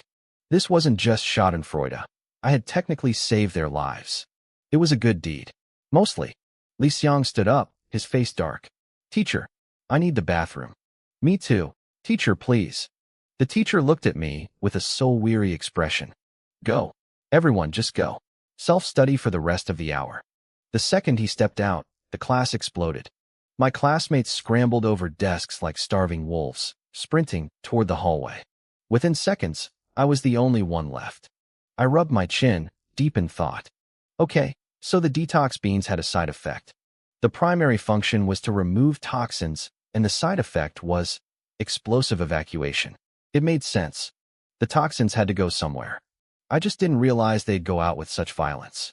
I'm a good person, I whispered to myself, patting my chest. I really am. Thank God I didn't need any. Then, my stomach growled. A sharp, cramping pain twisted my gut. I froze. I remembered lunch. I had eaten 2 big bowls of those contaminated green beans. I pulled out a little yellow bean, stared at it for a long time, and then chewed it up with a look of pure resignation. It didn't taste like chicken. It tasted like regret. What goes around comes around. I stood up and headed for the bathroom, my face as grim as a soldier marching to the front lines. The hallway smelled interesting. I saw a beautiful girl with long hair and a short skirt walking gracefully ahead of me. Suddenly, she stiffened. Her skirt fluttered. Her long hair actually lifted in the breeze. I swallowed hard. Man, the wind in this hallway is really strong today. She spun around, her face flushed with shame and fury, and bolted. So much for the school goddess image. Even fairies have exhaust pipes. When I reached the bathroom, I stopped dead. It was a nightmare. The sounds coming from inside were like a chorus of souls in agony. The place was packed. I squeezed inside and saw things I can never unsee. Every stall was full. But these were geniuses. They wouldn't let a lack of stalls stop them. A row of guys was half squatting over the urinals in a pose that defied human anatomy. Their expressions were a mix of ecstasy and pain. Hey, hurry up, someone shouted, banging on a stall door. Shut up. I'm not done, a voice screamed from inside. One guy stood in line with a terrifyingly calm expression. The student in front of him, whose face was purple from holding it in, asked, "How are you so relaxed?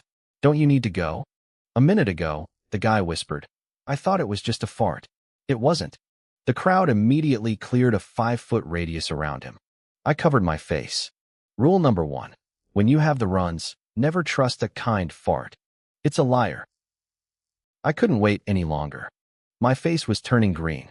I used my space-type ability and simply teleported into a locked stall. A high-pitched scream erupted from the guy already in there. I had scared the life out of him. Holy crap! A teleporting dump, someone yelled from outside. My idol is using his space ability for this. What did you expect? Another voice replied. Space users are tracked by the government because they can rob banks. But our guy? He uses it to skip the bathroom line. Jiang Nan, are you in there? Are you almost done? I ignored them. I was busy. After a grueling battle, I finished.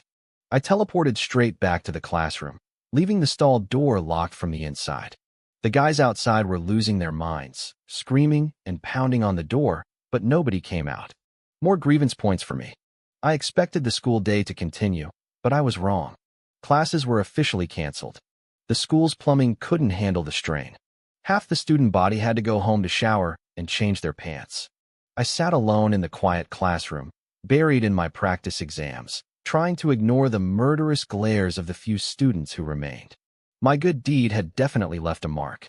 I bolted out of the school gates the second the final bell rang. If I stayed a minute longer, I was pretty sure the remaining students would try to kill me. At least I had my night market stall. The booth fees weren't a waste after all. At least there, I was the boss. My system might be a bit of a jerk, but it was thorough when it came to keeping me alive and profitable. I hopped on my old bicycle and pedaled toward the Jiang City night market. When I arrived, I nearly fell off my bike. The place was packed. A massive, restless crowd was swarming the area near my spot. What's going on? I muttered, trying to squeeze through. Holy crap, the bald guy is here, someone shouted. I knew he'd show up. I've been waiting for hours. The crowd turned as one. Their eyes locked onto me, and they immediately split like the Red Sea, forming a direct path to my stall. It hit me then, my social media posts from yesterday had gone viral. People had finished their dinners and flocked here just to see the show. I felt my eyes light up. This wasn't just a crowd, it was a gold mine. I set up my Department of Street Stalls banner. I laid out 10 bottles of Farmer's Spring water and a small plastic stool. Then, I grabbed a solid red brick from the pile I'd brought. Without a word, I slammed it against my forehead. Crack! The brick shattered into dust. Damn, he really did it. That's the real deal. Way better than the video. The crowd surged forward, buzzing with excitement. I looked at them and grinned. You want to be like me? Want to shatter bricks with your head and kick durians like soccer balls? Drink this Farmer's Spring. If I'm good, you're good. Is that even legit? Someone jeered. God, water? Give me a break. You're talking so much crap the village bull is going to get pregnant. How much? A voice called out. 10,000 yuan a bottle, I said flatly. No haggling. The crowd gasped. That's not a price. That's a robbery. I'll take one. I blinked. A skinny guy, thin as a bamboo pole and wearing a white t-shirt, pushed to the front. He was holding a high-end phone on a gimbal, a streamer. He slapped 10,000 yuan in cash onto my table. His phone screen was already flooded with comments about 82-year-old vintage water. He was here to ride my viral wave for his own views. I didn't care. I took the cash and handed him a bottle. The streamer, Su Yuan, tossed his long, flowing hair back and smirked at his camera. Brothers, if I drink this and nothing happens, we're doing a live debunking. Everyone is watching. I leaned in. If it doesn't work, you can take my head off and kick it like a ball. He laughed. You said it. Wait, why would I take your head? That's weird. Grievance points from Su Yuan plus 451. He didn't hesitate. He downed the whole bottle in one go. The crowd went silent, then exploded into laughter. On his phone screen, the comments were moving so fast I couldn't read them. Su Yuan let out a long burp. He instinctively tried to flip his hair again. His hand hit nothing but skin. Wait, where's my hair? He stammered. My hair is gone. He was as bald as a light bulb. Does it work? I asked, throwing an arm around his shoulder. I don't know if it works, he wailed, his face twisting. But my hair is gone. I'm an idol streamer. I live off my looks. Grievance points from Su Yuan plus 666. The hair doesn't matter, I told him solemnly. What matters is that you can break bricks now. It matters to me. Why would I want to break bricks? I want my hair back. The crowd started chanting. Break a brick. Break a brick. They knew he'd spent 10,000 yuan. They wanted to see the result. Su Yuan looked at the red bricks on the ground. He looked terrified. What if the brick doesn't break, but my skull does? We can't have that, I said, picking up a brick. If you don't break one, people will think my water is a scam. I have a business to run. Before he could react, I slammed the brick onto the top of his bald head. Bang! The brick exploded. Grievance points from Su Yuan plus 999. Are you crazy? He screamed. That's my head, not yours. The crowd gasped. Su Yuan was a skinny weakling, the kind of guy a stiff breeze could knock over. But his head was perfectly fine. See? No problem. I laughed. Bang! I smashed another brick on him. Grievance points from Su Yuan plus 999. Look at this, everyone. A literal iron head. Asterisk bang. Bang. Bang. Asterisk. I was having a blast. Within minutes, I had shattered a dozen bricks on his skull. Su Yuan tried to squirm away, but I kept him locked in a headlock. Stop it. If you want to break bricks, use your own head, he yelled. It works okay. It works. But it still hurts like hell. Grievance points from Su Yuan plus 999. The crowd was losing their minds. They had seen this scrawny guy transform into a human jackhammer. If he was a plant, he was the most dedicated plant in history. The donations on his live stream were hitting record highs. I'll take a bottle, someone yelled, waving cash. I'm already bald. I've got nothing to lose. Cash only. I shouted back. I wanted the physical bills. I wanted to see if the system would still try to take its 99% cut if the money was in my pocket. Business was booming. I kept taking money with one hand and smashing bricks on Su Yuan's head with the other. The grievance points were rolling in like a tide. But then, the atmosphere shifted. A group of 30 men armed with pipes and clubs marched through the market, pushing people aside. At the front was a guy with a scarred face, looking mean and hungry. Beside him was a familiar face, the bald thug from the other night, his face still bruised and swollen. That's him, Brother Ba, the thug hissed, pointing at me. That's the kid who messed us up. Brother Ba sneered, looking me up and down. You lost to a kid? You're pathetic. I'll show him how a real man handles business. Be careful, Brother Ba, the thug warned. He's a spirit awakener. He's got some weird tricks. So am I, Brother Ba growled. He was in his 30s and had a reputation for a beast transformation ability. He was a professional leg breaker. The gang shoved their way into the center of the crowd. They stopped dead when they saw me. I didn't stop. I still had Su Yuan in a headlock, a half-broken brick in my hand, and a pile of cash on the table. I looked up and smiled. I didn't hesitate. I kept slamming that red brick against Su Yuan's head over and over. Brick dust sprayed everywhere, coating the air in a gritty red haze. The crowd went wild, cheering and shouting as if they were watching a gladiator match. Damn, this kid is ruthless, someone yelled.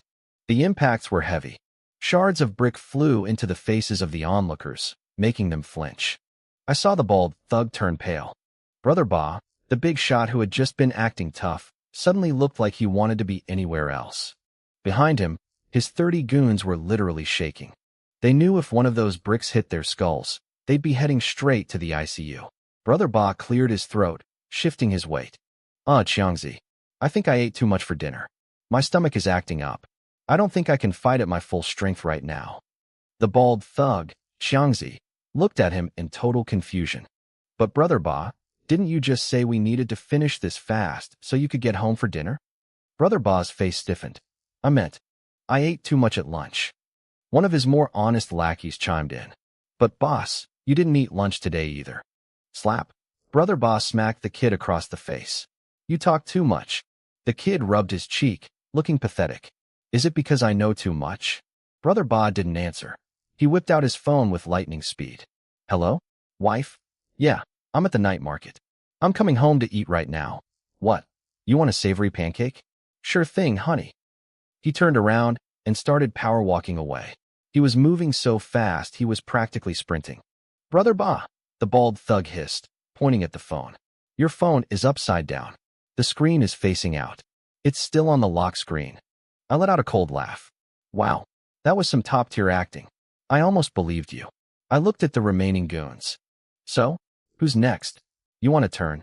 Xiangzi flinched, a forced smile plastered on his face. No, Ningu. We're just here to, support your business. Yeah, we're fans. The crowd scoffed. They knew these guys were cowards. They'd come to cause trouble and lost their nerve the second they saw me breaking bricks with a smile. I didn't have time for them anyway. I had money to count. In a matter of minutes, all 10 bottles of my special water were gone. Boss, where did you get this stuff? A customer asked. It's a miracle. I grinned. My backyard has high spiritual energy. The well water mutated. You're selling well water for 10,000 a bottle? That's highway robbery. I shrugged. I don't make the water. I'm just nature's delivery boy. Nature's delivery boy, my ass. Sell me the well. I'll buy the whole thing. I ignored him. I was busy thinking about whether I should put out more stock when the sound of screeching tires cut through the noise. A stretch Lincoln followed by 3 Land Rovers pulled up to the market entrance. A young guy stepped out of the Lincoln. He was dressed in designer clothes, had a trendy perm, and pale, sharp features. He reeked of old money and arrogance. The doors of the Land Rovers flew open, and 10 massive bodyguards in sunglasses stepped out. I felt a chill run down my spine. These weren't normal thugs. I could feel the spiritual energy radiating off them. They were all awakened.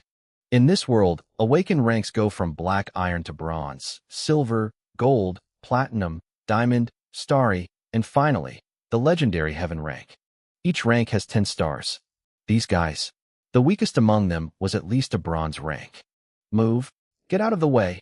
The bodyguards barked, shoving people aside to clear a path for their master. The market went silent. Nobody dared to complain. This level of power was way out of their league. The young man, Luo Tianxiang, walked straight up to my stall and pointed a finger at my face. So it's you, he spat. You little clown. You've messed with the wrong person. You want to die? I can arrange that today.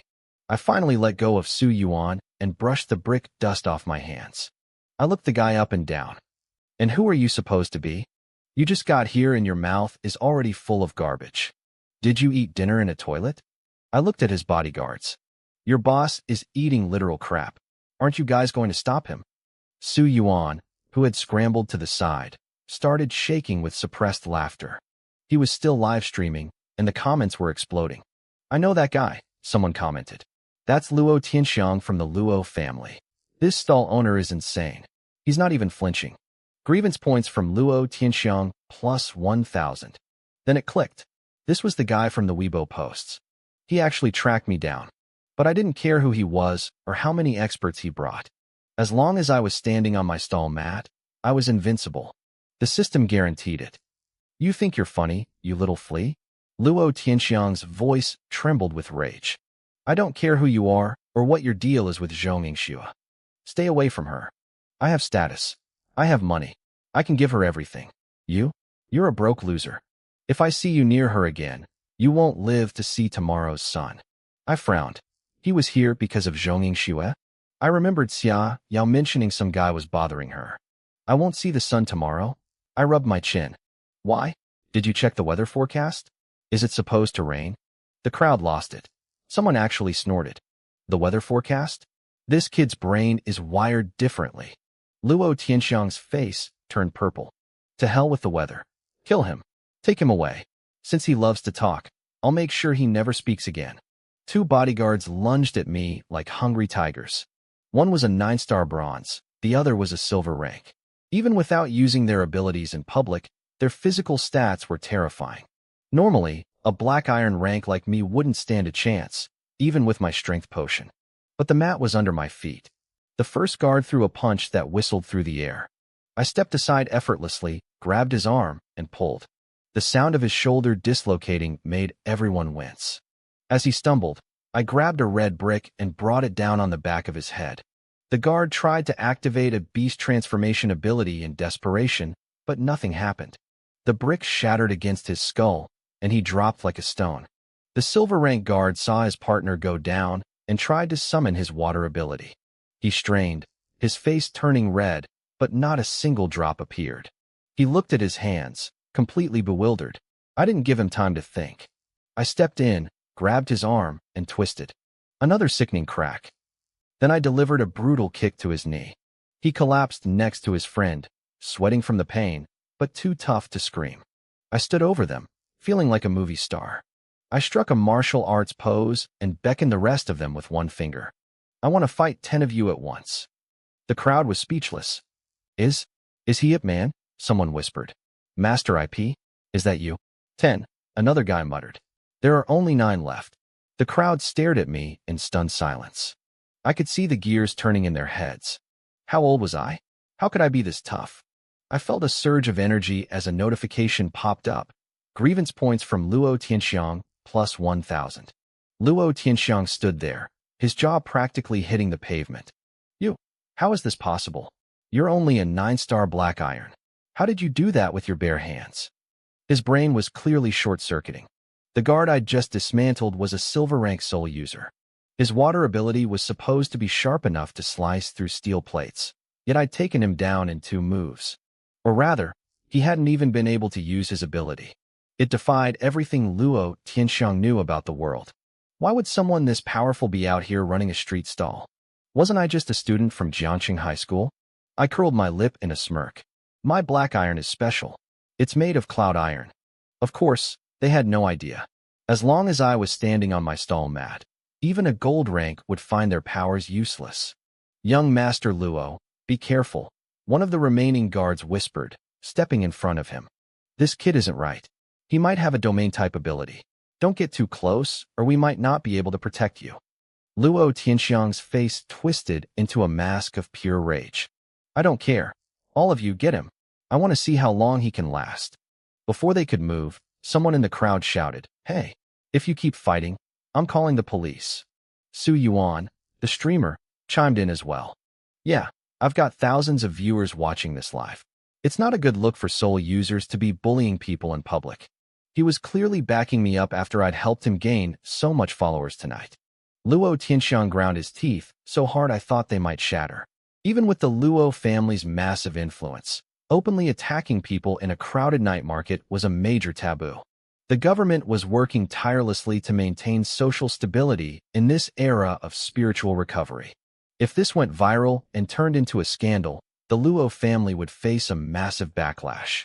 You wait for me, Luo Tianxiang hissed, his voice dripping with venom.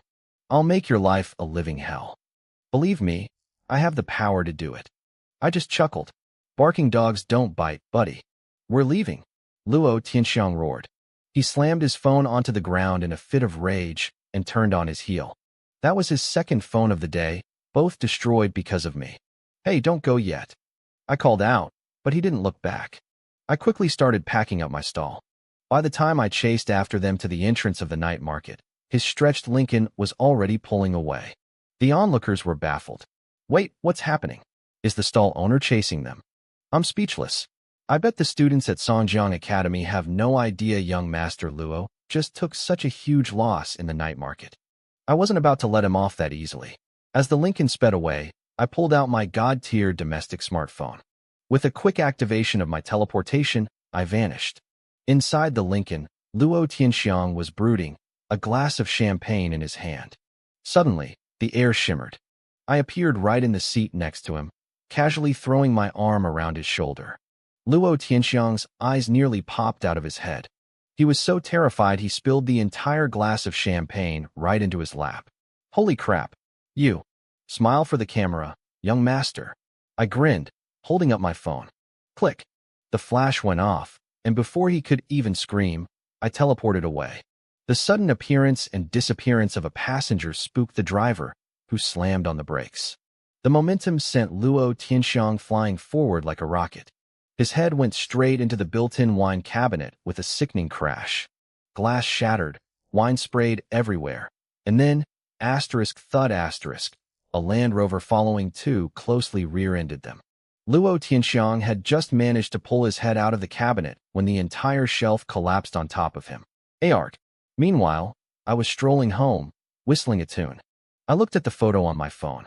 I was beaming with a brilliant smile, while Luo Tianxiang looked like he'd seen a ghost, his pants soaked through with champagne. Man, this guy is not photogenic at all, I muttered. Back in my room, I flopped onto the bed.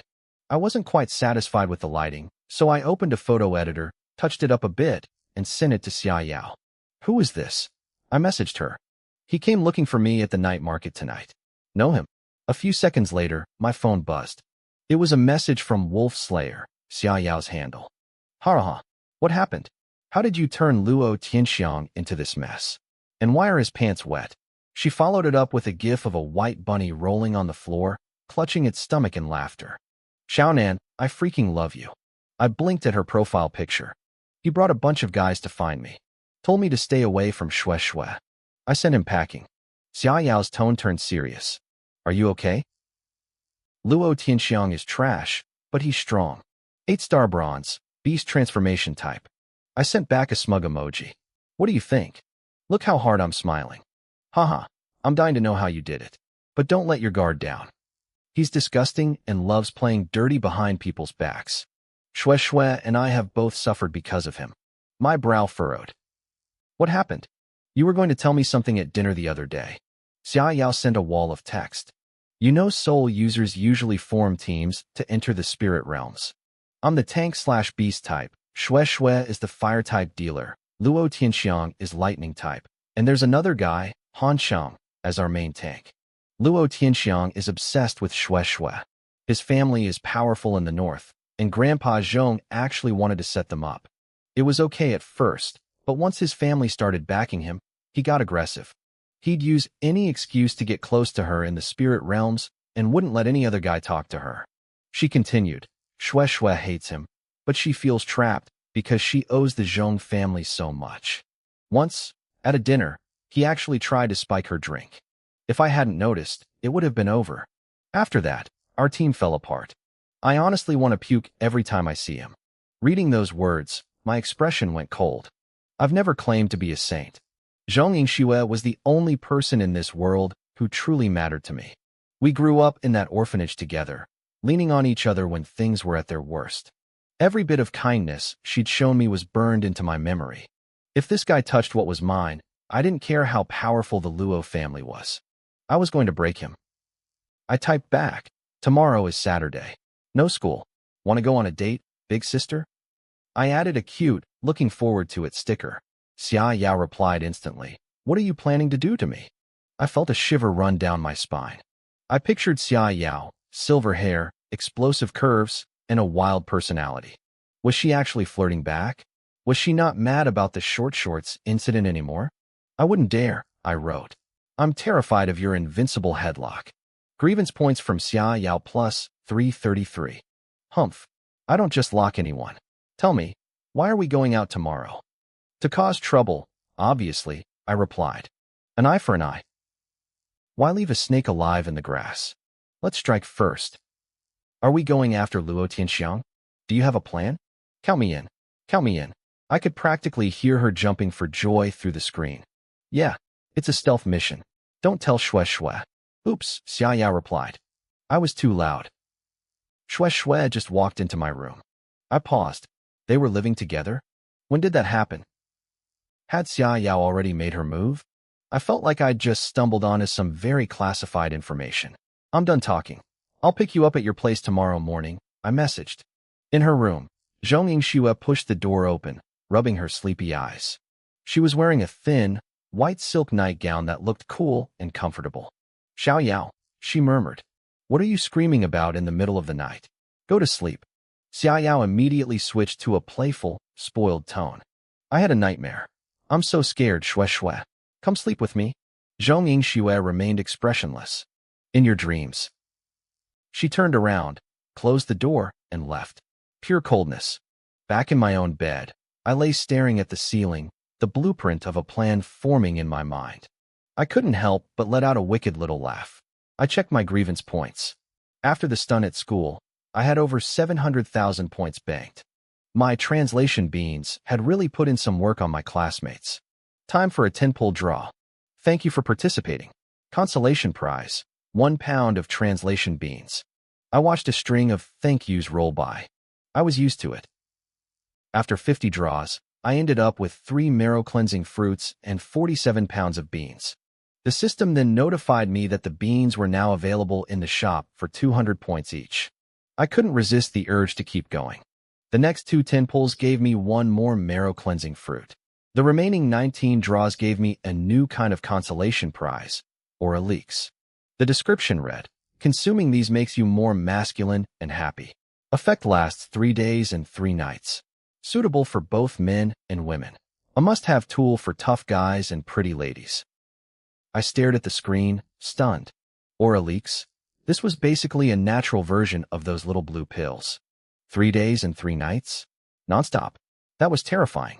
Part of me wanted to whip up a plate of leeks and eggs right then just to taste them, but I lost my nerve. This was a serious matter. I couldn't just experiment on myself.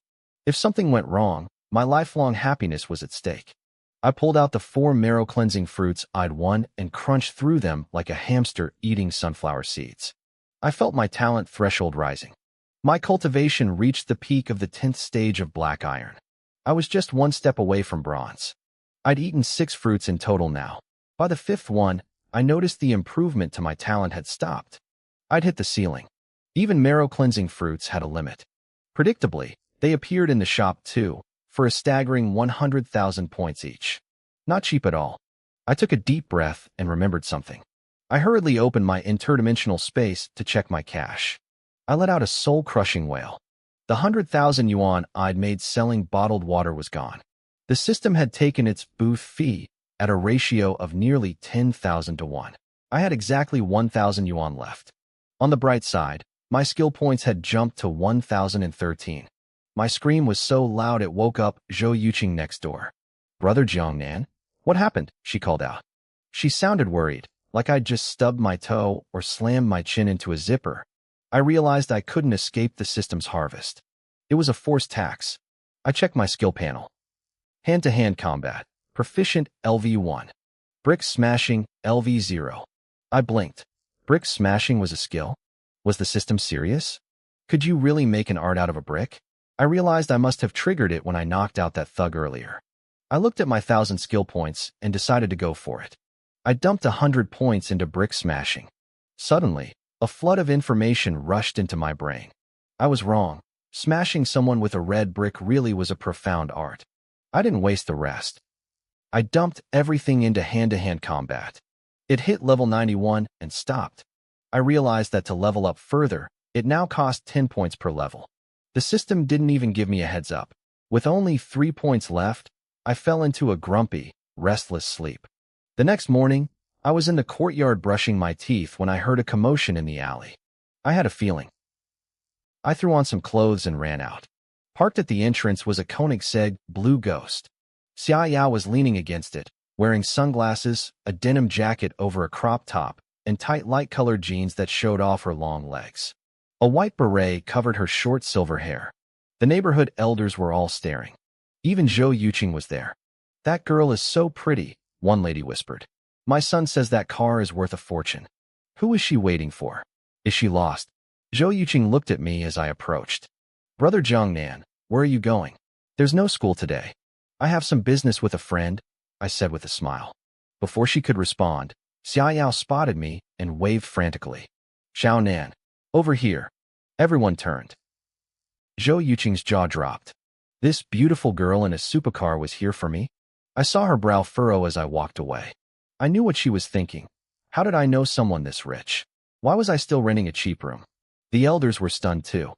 I walked up to Xia Yao, feeling the weight of their stares. "I thought you said this was a stealth mission? This car costs 11 million yuan. Xia Yao grinned and rubbed my head. My hair had grown into a short, clean buzz cut that felt like velvet. It made me look sharp. I'm being as stealthy as possible. If I drove the big G-Wagon, Shue would have noticed. I debated for so long before picking Little Blue. I looked at her seriously. "I don't want to work hard anymore. Please, consider taking care of me." Grievance points from Xia Yao plus 333. "Stop being a brat. Get in." Under the watchful eyes of the entire neighborhood, the scissor doors opened and I slid inside. The engine roared to life, and the blue Ghost tore away. The alley road was bumpy, and I winced at the sound of the undercarriage scraping. Xia Yao didn't care at all. "Tell me the plan," she said, her eyes bright with excitement. "Where is Luo Tianxiang right now?" I asked. "Probably at home. He's heading to the Luo building later." I did my homework. "Good," I said. "Let's go to his house first." Orders received. Xia Yao was fully committed now. As we reached the edge of the luxury villa district, I stayed in the car and pulled out my phone to order takeout. Xia Yao leaned over, curious. "What are you doing?" "Get me some steamed buns," I said, scrolling through my phone. "All meat, no veggies." Xia Yao didn't just listen. She reached into the side compartment and handed me a brand new iPhone 11. I froze, staring at the sleek device. "What are you waiting for?" she asked with a playful nudge. "I told you I'd get you a new one. Consider it a gift." I took the phone, feeling a wave of genuine emotion. "It feels so good to not have to work hard for things," I sighed. Grievance points from Xia Yao plus 666. Xia Yao's face flushed a deep crimson. She leaned in close, her breath warm against my ear. "Sister here has plenty of soft rice for you to live off of. Do you want a bite, or are you going to keep being difficult?" I pulled back, looking her straight in the eye with pure solemnity. "It's a real shame. My teeth are terrible. I can't handle anything hard. Soft rice is exactly what the doctor ordered." She rolled her eyes, defeated. "You are unbelievable. Shue told me that when you were a kid, you were the type of brat who'd stick his hand down a mouse hole just to see what happened." I didn't believe her then. I definitely believe her now. I couldn't even argue. I had definitely done that. A few minutes later, a delivery rider from the starving app arrived. He stood at the entrance of the luxury villa district, looking completely lost. I hopped out of the car and waved him over. "Over here. That's my order." The rider blinked, looking from me to the multi-million yuan Koenigsegg. "What's the deal? Are rich people this bored nowadays?" Xia Yao watched from the car, confused. I whispered something to the rider and pressed 500 yuan into his hand. Suddenly, the guy started stripping. Xia Yao's jaw dropped. She looked like she was about to call the cops until she saw me pulling on the blue delivery uniform and cap. I finished the look with 5 face masks layered on top of each other. I slid back into the driver's seat. Xia Yao patted her chest, exhaling in relief. I thought something else was happening. "You scared me." I tossed a bag of buns into her lap. "Wait," she said, looking at the food. "You ordered breakfast just to use the uniform?" "Obviously," I replied. "What kind of self-respecting young person actually eats breakfast these days. Grievance points from Xia Yao plus 888. Stay in the car and keep out of sight, I instructed. The blue ghost roared, heading deeper into the Haitian Villa district. We left the delivery guy standing in the wind in nothing but his boxers, wondering if rich people had finally lost their minds. The security guards didn't even try to stop us. They were too busy admiring the lines of the Koenigsegg to care who was inside. I pulled up near a massive estate, grabbed the thermal delivery box, and stepped out. The guards watched me, stunned. A delivery guy driving a Koenigsegg? The gas for that trip cost more than the tip. I opened the thermal box. It was time for the secret ingredient. I pulled out a bottle of my great strength potion and poured half of it into the soy milk. Then, feeling generous, I ground up 10 detoxifying small yellow beans and stirred the powder in. 10 beans. I was being downright charitable. I walked up to the front door and pressed the bell. Delivery. An old butler in a tuxedo with a white beard opened the door. He stared at my blue uniform, confused. Before he could speak, I lowered my voice. Is this for Mr. Luo? The butler frowned, assuming the young master had ordered food. I didn't give him time to think. I shoved the buns and the spiked soy milk into his hands. Make sure he gets a 5-star rating. Don't forget. I turned and vanished before he could ask a single question. Upstairs, Luo Tianxiang was in front of a mirror, drying his hair. He looked like a wreck. Dark circles hung under his eyes, and his face was covered in band-aids. His head still had a massive, purple lump from where he'd crashed into the wine cabinet the night before. Old you? Who was that? He called out. A delivery, young master. Did you order breakfast? Luo Tianxiang paused. He didn't remember ordering anything, but his stomach gave a sharp growl. Must have been a mistake. Whatever, just leave it on the table. I'll eat it. He usually skipped breakfast out of pure laziness, but since it was already here, why not? He sat on the sofa, taking a huge bite of a bun and a long swig of the soy milk. Damn, he muttered. This milk is a bit watery. Tastes okay, though. Real strong bean flavor. As he finished the drink, a surge of energy rushed through him. His exhaustion evaporated. He felt refreshed, powerful, and ready to take on the world. He rubbed his face and smirked. He had already tracked down my address. He had spent all night coordinating with the Luo group to finalize a redevelopment plan for my apartment building. He was going to buy the place and tear it down. You want to cross me? He whispered to the empty room. I'll make you homeless. That's just the start. He stood up and headed for the door. As he stepped outside, a breeze tickled the back of his head. Feels a bit chilly today, he noted. The butler, watching him leave, rubbed his eyes. He thought he saw something strange, like the back of the young master's head was completely bare. I must be getting old, the butler muttered. My eyes are playing tricks on me. Xia Yao and I were watching from the car. As Luo Tianxiang walked toward his GTR, Xia Yao's mouth fell open. She stared at his head. It was bald. Not just bald, but polished, gleaming like a mirror in the morning sun. And right in the middle of that smooth surface sat a giant, bruised purple lump. He's bald, she shrieked, muffled by her hand. Ha! It's so bright. And that lump. Oh my God, Xiaonan, I'm going to die laughing. She grabbed my arm, shaking with laughter until tears ran down her face. What did you put in that milk? You're so evil. I love it. I kept my face stiff, trying not to laugh as she squeezed my arm. Shoo, keep it down. He hasn't noticed yet. Luo Tianxiang really hadn't. He hopped into his GTR, the engine roared, and he tore off toward the Luo group headquarters. Quick, follow him. Xia Yao floored it, keeping a safe distance. Inside the GTR, Luo Tianxiang's expression suddenly shifted. His stomach let out a violent, low growl. A wave of pressure hit him. Crap, he hissed, clenching his teeth. What was in those buns? He decided to hold it. He'd make it to the office. But the pressure built with every second. He slammed his foot on the gas, desperate to reach a toilet. Xia Yao watched the GTR speed up. Why is he driving like a maniac? I let out a dark chuckle. Don't worry. He won't make it. I used a heavy dose. Just watch. He's about to roll down the windows. How could you possibly know that? In the GTR, Luo Tianxiang's face had turned a sickly shade of green. Suddenly, a sound like a muffled gunshot echoed in the cabin. Uffed. His face went from green to gray. The smell was so foul he nearly gagged on his own breakfast. He frantically rolled down every window, gasping for air as he sped even faster. Xiaoyao gasped. He actually did it. He rolled them down. Are you a psychic? Luo Tianxiang was currently gripping the steering wheel so hard the veins in his arms were bulging. He was sweating bullets, praying to every god he knew to keep the back door shut. He hit morning traffic. The road was a parking lot. He leaned out the window, screaming at the cars in front of him. Move. Get out of the way. I can walk faster than this. After 30 minutes of gridlock, he stopped screaming. He didn't dare. He was afraid that if he opened his mouth to yell, he'd lose control of everything else. I started peeling off the delivery uniform and leaned over to Xiaoyao. I whispered the next part of the plan into her ear. Her eyes lit up, a mischievous glint taking over. That is so devious, she whispered back, her face flushing. I'm in. I gave her a high five. Do your part, then meet me back at the car. Yes, Captain. Luo Tianxiang finally reached his office building. He practically fell out of the car and hobbled toward the entrance. His walk was stiff, awkward, like he was trying to hold a coin between his cheeks. Every employee he passed froze.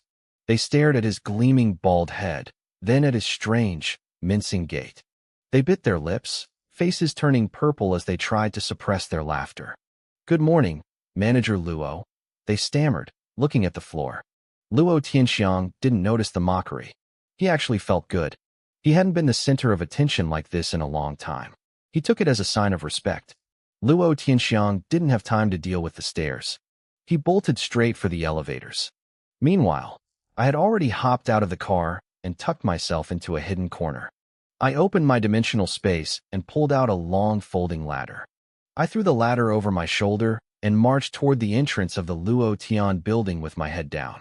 A security guard stepped out to block my path, asking what I was doing. Circuit maintenance, I muttered. He didn't even double-check. He just waved me through. I guess those internet memes were right. If you carry a ladder, you can get in anywhere. No one questions a guy who looks like he's there to work. Inside, Luo Tianxiang was standing in the elevator, perfectly still. He pressed the button for the 33rd floor. Just as the doors started to slide shut, I jammed my hand in. The doors bounced back, and I stepped inside, ladder and all. Luo Tianxiang looked like he was about to lose his mind. I could see the desperation in his eyes, screaming at me internally to take the next lift. Instead, under his horrified gaze, I reached out and pressed every single button from the 2nd floor to the 33rd. A notification popped up in my head. Grievance points from Luo Tianxiang plus 1,000. Sorry about that, I said, my voice muffled and deep. Circuit check. I have to inspect every floor. Luo Tianxiang looked like he wanted to bolt, but he didn't dare move too fast. There was another person in the elevator, a young woman in professional business attire holding a folder. She gave a polite nod, oblivious to the war happening in Luo Tianxiang's gut. The elevator started to move. When an elevator rises, physics gives you that slight feeling of being pushed down. For a normal person, it's nothing. For Luo Tianxiang, it was a death sentence. His cargo was ready to ship. As the lift surged upward, his legs clamped together in a weird, rigid stance. He grabbed the handrail for dear life. Grievance points from Luo Tianxiang plus 1,000. We hit the 2nd floor. The doors opened. I poked my head out, pretending to look at the hallway lights while I was actually dying of laughter inside. You wanted to mess with me? You wanted to bully Zhongying Xue? Welcome to your nightmare. The doors closed again. Luo Tianxiang glared at me with pure hatred. But then, he caught his own reflection in the polished stainless steel of the elevator walls. He froze. Through the reflection, he saw a gleaming bald head with a massive, purple bruised lump sticking out of the top. He looked like a sweaty, distressed unicorn. I could practically see the gears turning in his head. Who is this idiot? Oh wait, that's me. Grievance points from Luo Tianxiang plus 1,000. The points list was refreshing like crazy. He finally realized that morning soy milk had been spiked. He was fuming, ready to explode at me, but every time the elevator jerked into motion, he let out a strangled whimper. He was gripping the handrail so hard I thought the metal might snap. Floor after floor, stop after stop. I could hear him grinding his teeth. Maybe I went a little too hard on the dosage. By the time we hit the 32nd floor, Luo Tianxiang was staring at the floor numbers like they were the gates of heaven. He was almost there. Victory was in sight. That's when I calmly pulled out my phone and made a quick call. Crack. The lights flickered and died. The entire Luo Tian building went dark. The elevator lurched and groaned, getting stuck right between the 32nd and 33rd floors. Luo Tianxiang's eyes bulged. He looked like he was about to see God. The woman in the elevator panicked for a second, but quickly regained her cool. She picked up the emergency phone. After a brief conversation, she hung up with a grim face. They said it'll take half an hour to fix, she sighed. Luo Tianxiang looked like his soul had left his body. Half an hour? He didn't have 30 seconds. He ripped a piece of the handrail straight off the wall and turned to us, his face twisted. Both of you, turn around. Now, he roared. The woman was confused, but I had a very bad feeling about where this was going. My eyes widened in genuine horror. No way. He isn't actually going to. He was. He couldn't hold back the tide any longer. You pervert, the woman screamed, turning around instantly, her face bright red. Under my terrified gaze, Luo Tianxiang dropped into a squat and let nature take its course. Holy crap, I yelled. I immediately reached into my dimensional space and pulled out a heavy-duty gas mask. I strapped it onto my face in record time. I even felt bad for the lady and handed her a spare filter to hold over her nose. Then, I pulled out my phone and hit record. The woman looked at me, then at the mask, her brain short-circuiting. A gas mask? Are you serious right now? Then came the sound. It was like a drum corps marching through a firework factory. Luo Tianxiang's face finally relaxed. He looked like he'd found inner peace, right until he noticed me filming him. He wasn't stupid. There are fewer than 10 space-type users in the world. He knew exactly who I was now. Jiang Nan, you did this. I'll kill you. I'll bury you, he screamed, his voice cracking. He wanted to lung at me, but given his current situation, he couldn't exactly stand up. I let out a cold laugh behind the mask. You should probably worry about yourself first. Down in the security room, the guards watching the monitors were paralyzed. They called their co-workers over to see the show. Suddenly, the building's intercom system crackled to life. To the gentleman in the elevator, please, have some dignity. The word spread like wildfire. Since the power was out and work had stopped, employees started crowding around the elevator banks on the lower floors to gossip. Luo Tianxiang bit his lip so hard it bled. He ripped off his own shirt and wrapped it around his head to hide his face. It was the only thing he could do. You'll pay for this, Jiang Nan, he hissed. I leaned in, my voice cold. I told you before, dogs that bite don't bark. Stop bothering Zhong Yingxue. Stop the backroom deals. If you don't, this video goes on every news platform in the city. The heir of Luo Group's elevator explosion. I bet people would pay a lot to see that. Luo Tianxiang was shaking with rage, but he was trapped. He had the background and the money, but I had the leverage. You have your status, I said. I have my stories. They aren't pretty, but you'd be wise not to touch them. With a flick of my wrist, I used a blink teleportation and vanished from the elevator, leaving the gas-masked lady alone to question her life choices. When Luo Tianxiang was finally rescued, he was thinking about 3 things. Should he tell his father? Should he move to another country? Or should he just leave this world entirely? Back at his office, he locked himself in the private bathroom for 3 hours. When he finally emerged, he looked physically lighter but mentally broken. Despite how much he hated me, he immediately called off the acquisition of the slum housing project. He had no choice. I held his entire reputation in the palm of my hand. Jiang Nan, don't let me catch you, he growled. This was the second time he'd lost to me. A few minutes later, the cleaning lady, who had just finished scrubbing the elevator while questioning her career path, walked into the manager's private restroom. She froze at the door. The porcelain toilet had shattered into 1,000 pieces. The toilet looked like a grenade had gone off inside it. It was shattered into 1,000 jagged pieces. The cleaning lady stared in shock, wondering if young Master Luo was some kind of hidden powerhouse. Who else could destroy a porcelain throne just by using the bathroom? She figured spirit dancers were just that terrifying. She didn't know that my great strength potion, when paired with those detox beans, created a very specific, explosive reaction.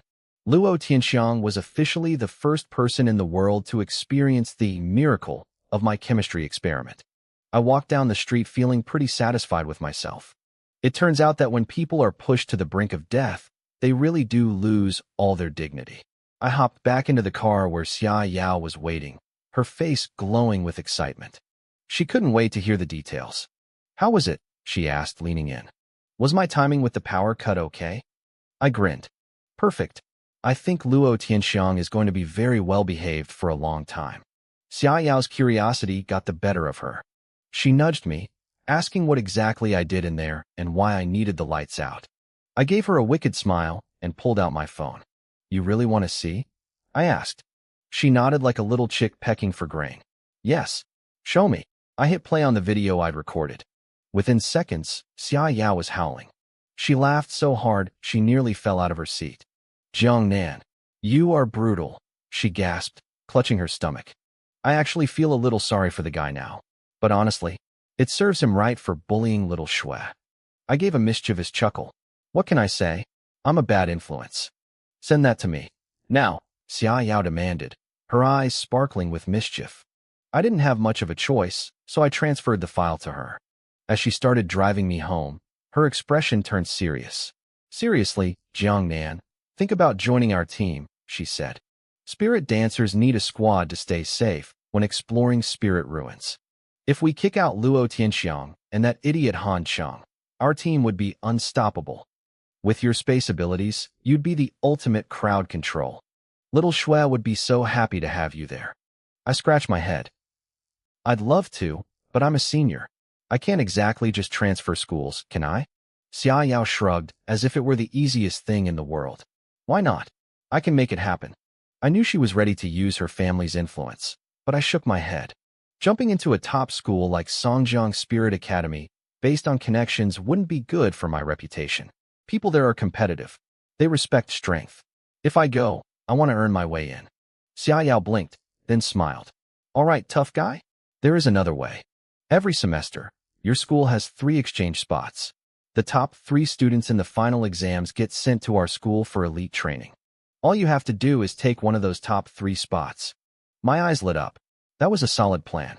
I was already a top student in my academic classes, except for English, maybe, but the spirit class finals were different. They involved a practical combat test. The test wasn't just sparring. It meant entering a spirit ruin to hunt spirit beasts. The problem was, I'd never been in a spirit ruin in my life.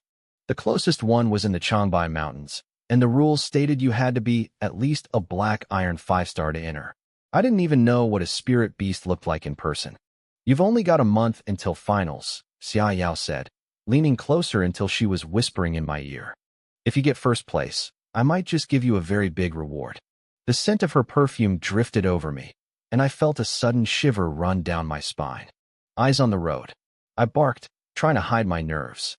"Grievance points from Xia Yao plus 333. "I'll think about it," I muttered. "You'd better," she countered. "And if you do join us, you can move into the villa little Shui and I are renting. Besides, you're just a little black iron 7-star. Wait." She slammed on the brakes, her voice jumping an octave. "When did you hit black iron 10-star? I rubbed my nose. "Oh, I worked a little. I didn't want to, but you wouldn't let me slack off." Xia Yao stared at me, genuinely stunned. When we'd eaten together just a few days ago, I was only 7-star. To jump 3 levels in that time was unheard of. Her gaze turned suspicious, wondering just how many secrets I was hiding. "Fine. Take these," she said. Before I could react, she reached into her shirt and pulled out 2 glowing spirit beads, pressing them into my hand. They were still warm from her body heat. I swallowed hard. I'd only seen stuff like that in anime. Is this that hidden treasure I've heard so much about? I joked. Xia Yao's face turned bright red. "Shut up. What kind of weird cartoons are you watching? These are expensive. They're worth over 200,000 each, and the Spirit Association tracks them strictly. You can't just buy these on the street." I nodded solemnly. "I know. Most people wouldn't have the assets to hide them like that." I held one up and playfully sniffed it. "Smells nice." "Hey." Grievance points from Xia Yao plus 333. She looked like she regretted giving them to me. She kicked me out of the car once we reached my alley, huffing at me. You better get first place, or I'm coming for you. I watched her blue sports car roar away, shaking my head with a smile. The beads in my hand pulsed with a faint red light. These were elemental beads, specifically bronze grade. Usually, these were harvested from powerful beasts and were incredibly rare.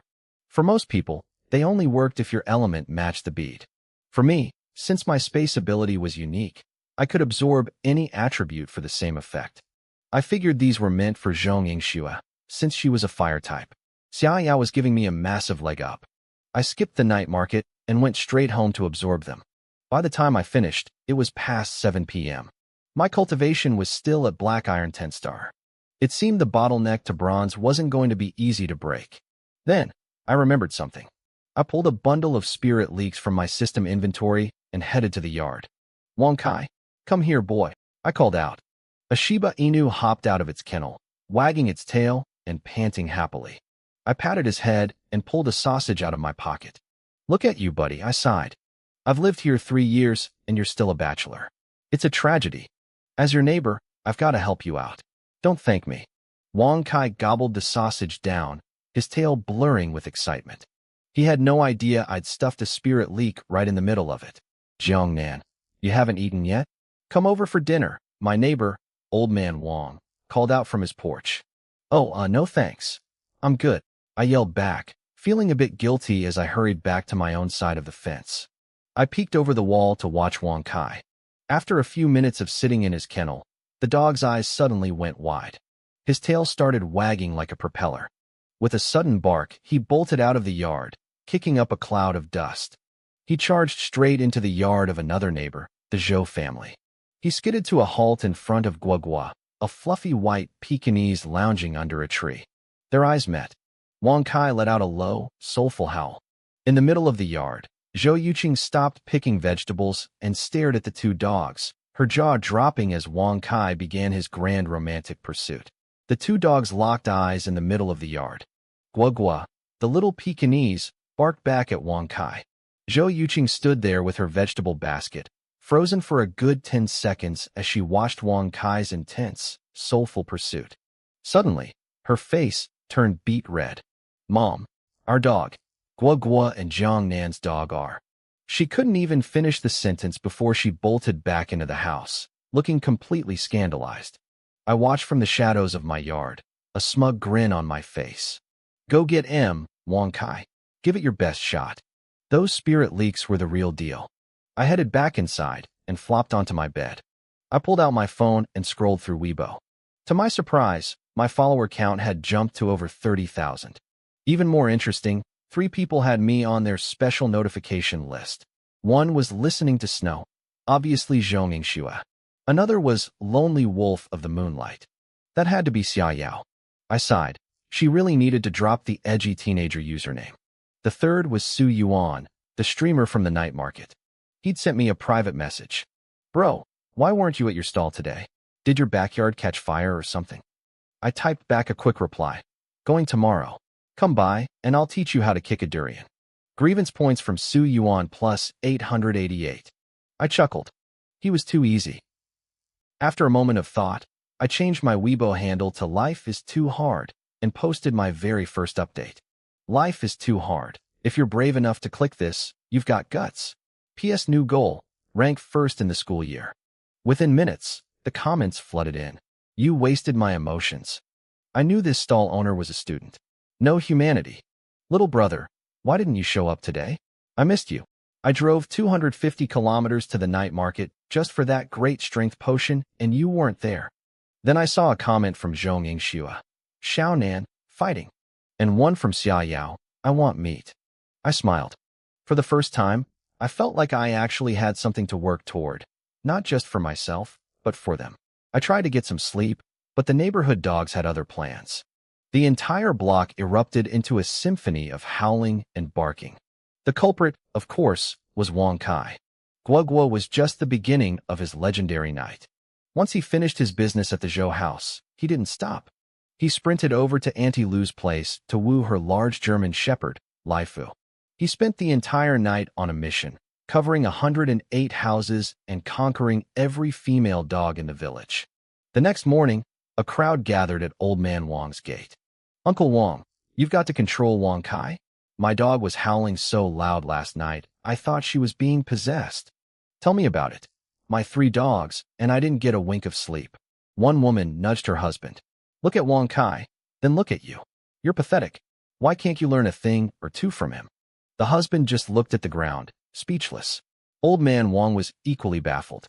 What on earth is happening? Just then, Wang Kai strolled down the alley with his head held high. Behind him trailed a parade of over a dozen female dogs, everything from a massive Tibetan Mastiff to a tiny Chihuahua. It was a staggering display of diversity. Wang Kai looked back at his harem, his mouth curled into that classic Shiba Inu smirk. The neighborhood male dogs were losing their minds, barking furiously from behind fences. The louder they barked, the faster Wang Kai wagged his tail. This was the peak of his life.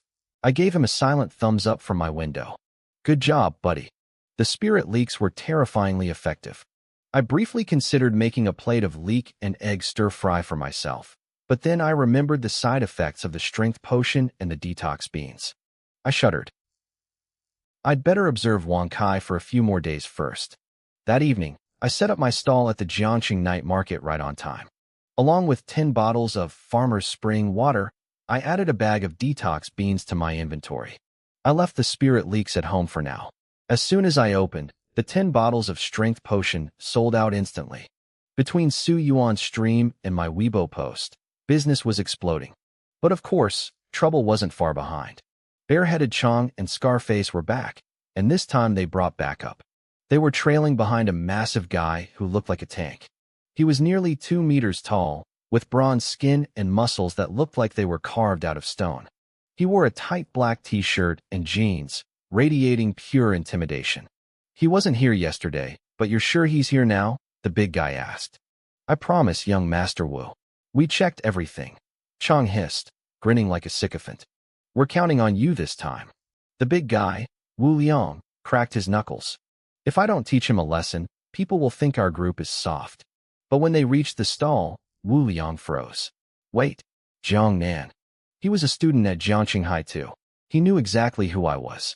A cruel grin spread across his face. Because of me breaking the testing machine, he hadn't been able to finish his exam. He'd been waiting for a chance to knock me down a peg and show everyone who the real boss of the school was. I felt a massive shadow loom over me.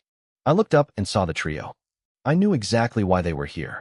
Hey, I'm Wu Liang from Class 2. I came here today too. Before he could finish, a voice shouted from the crowd. Holy crap.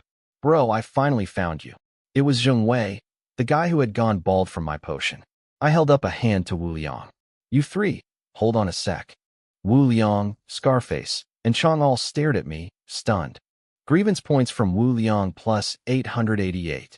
Grievance points from Scarface plus 666. Hold on, Wu Liang sputtered. We're here to start trouble. You don't just tell us to wait. But Zheng Wei had already shoved his way to the front, accompanied by 2 pretty girls. Wu Liang caught sight of the girls and suddenly lost his aggressive edge, trying to look cool instead. Jingjing, look at that guy. He's so tall and buff, one girl whispered, pointing at Wu Liang. Oh, stop it, the other giggled. Wu Liang actually blushed, feeling awkward about starting a fight in front of them. He just stood there, glaring at me and waiting for his moment. Zheng Wei, meanwhile, acted like I was his long-lost brother. He pulled me into a massive bear hug. Bro, you have no idea. After I drank your water, I went into the spirit realm and absolutely crushed it. My gains were insane. I came looking for you yesterday, but you weren't here. I've been thinking about you for days, one of the girls added sweetly. I couldn't even eat. Wu Liang's face went dark. Jiang Nan, I'm talking to you. Yeah, just a minute, I said, waving him off dismissively. Damn it, we are here to beat you up. Wu Liang roared, his voice cracking with frustration. Can you please respect our profession? Give us a little face here. This is embarrassing. Grievance points from Wu Liang plus 999. If I kept playing with him like this, I wouldn't earn any grievance points at all. I actually considered not selling to him for a second. But business was business. How many do you want? I asked. Zheng Wei didn't even blink. I'll take 100 bottles. My eyes nearly popped out of my head. Sell 100? No way. Grievance points were great, but I needed cold, hard cash too. I reached into my personal storage space and pulled out 3 bottles of great strength potion. Zheng Wei froze. He wasn't shocked by the potion. He was staring at the air where my hand had just appeared. The 2 girls behind him covered their mouths in disbelief. Space type? One whispered. It was like finding a massive gold bar sitting on a sidewalk. There were only a handful of space-type awakeners in the entire world, and here I was, running a roadside stall. Was I some kind of hidden god? 3 bottles. Call it 1,000,000 even, I said, acting casual. The extra bit is a gift. Deal. Zheng Wei snapped out of his trance. Yes, absolutely. I'll transfer the money right now. My heart was thundering. 1,000,000 yuan. I had never seen that much money in my life. I knew the system would take its cut and leave me with only 10,000, but still, I could say I once held 1,000,000 in my hands. Wu Liang, meanwhile, looked like his brain was melting. A high school kid selling 3 bottles of mineral water for 1,000,000 yuan? What was in that stuff? Liquid gold? Bro, you still selling? Wu Liang blurted out, his worldview crumbling. My uncle owns a bottled water company. I'll give you 100,000 a bottle. How about it? I glared at him. Kid, why are you such a broken record? Wu Liang exploded. A broken record? You ever seen a record player this buff? That's it. My temper is hitting the limit. My temper is hitting the limit. Rip. The black t-shirt on Wu Liang's upper body shredded into pieces. A wild, primal energy surged from him. Thick, black, oily fur sprouted across his skin as his muscles swelled. He doubled in size, transforming into a massive half-man, half-bear hybrid. The crowd gasped. It was like watching a werewolf transformation, except he was a bear. I watched with genuine curiosity. I wondered what Xia Yao would look like when she transformed. Would she be a wolf? Follow me, I said, tilting my head toward a dark alley nearby. Wu Liang bared his razor-sharp fangs and cracked his bare claws. Smart kid. At least you chose a quiet place to die. Zheng Wei and the girls looked worried. Hey, do you need help? One of them asked. I didn't even look back. I just waved a hand. Just watch my stall. The girl with the hair buns sighed. Oh no, I think I'm falling for him. What do I do? Zheng Wei was more practical. Space types are glass cannons in the early stages. That black bear is strong. I wasn't looking for a death wish by leaving my stall. I wanted to test my limits. I needed to know how strong I actually was before the final exams. Wu Liang, a bronze tier rank 3, was the perfect punching bag.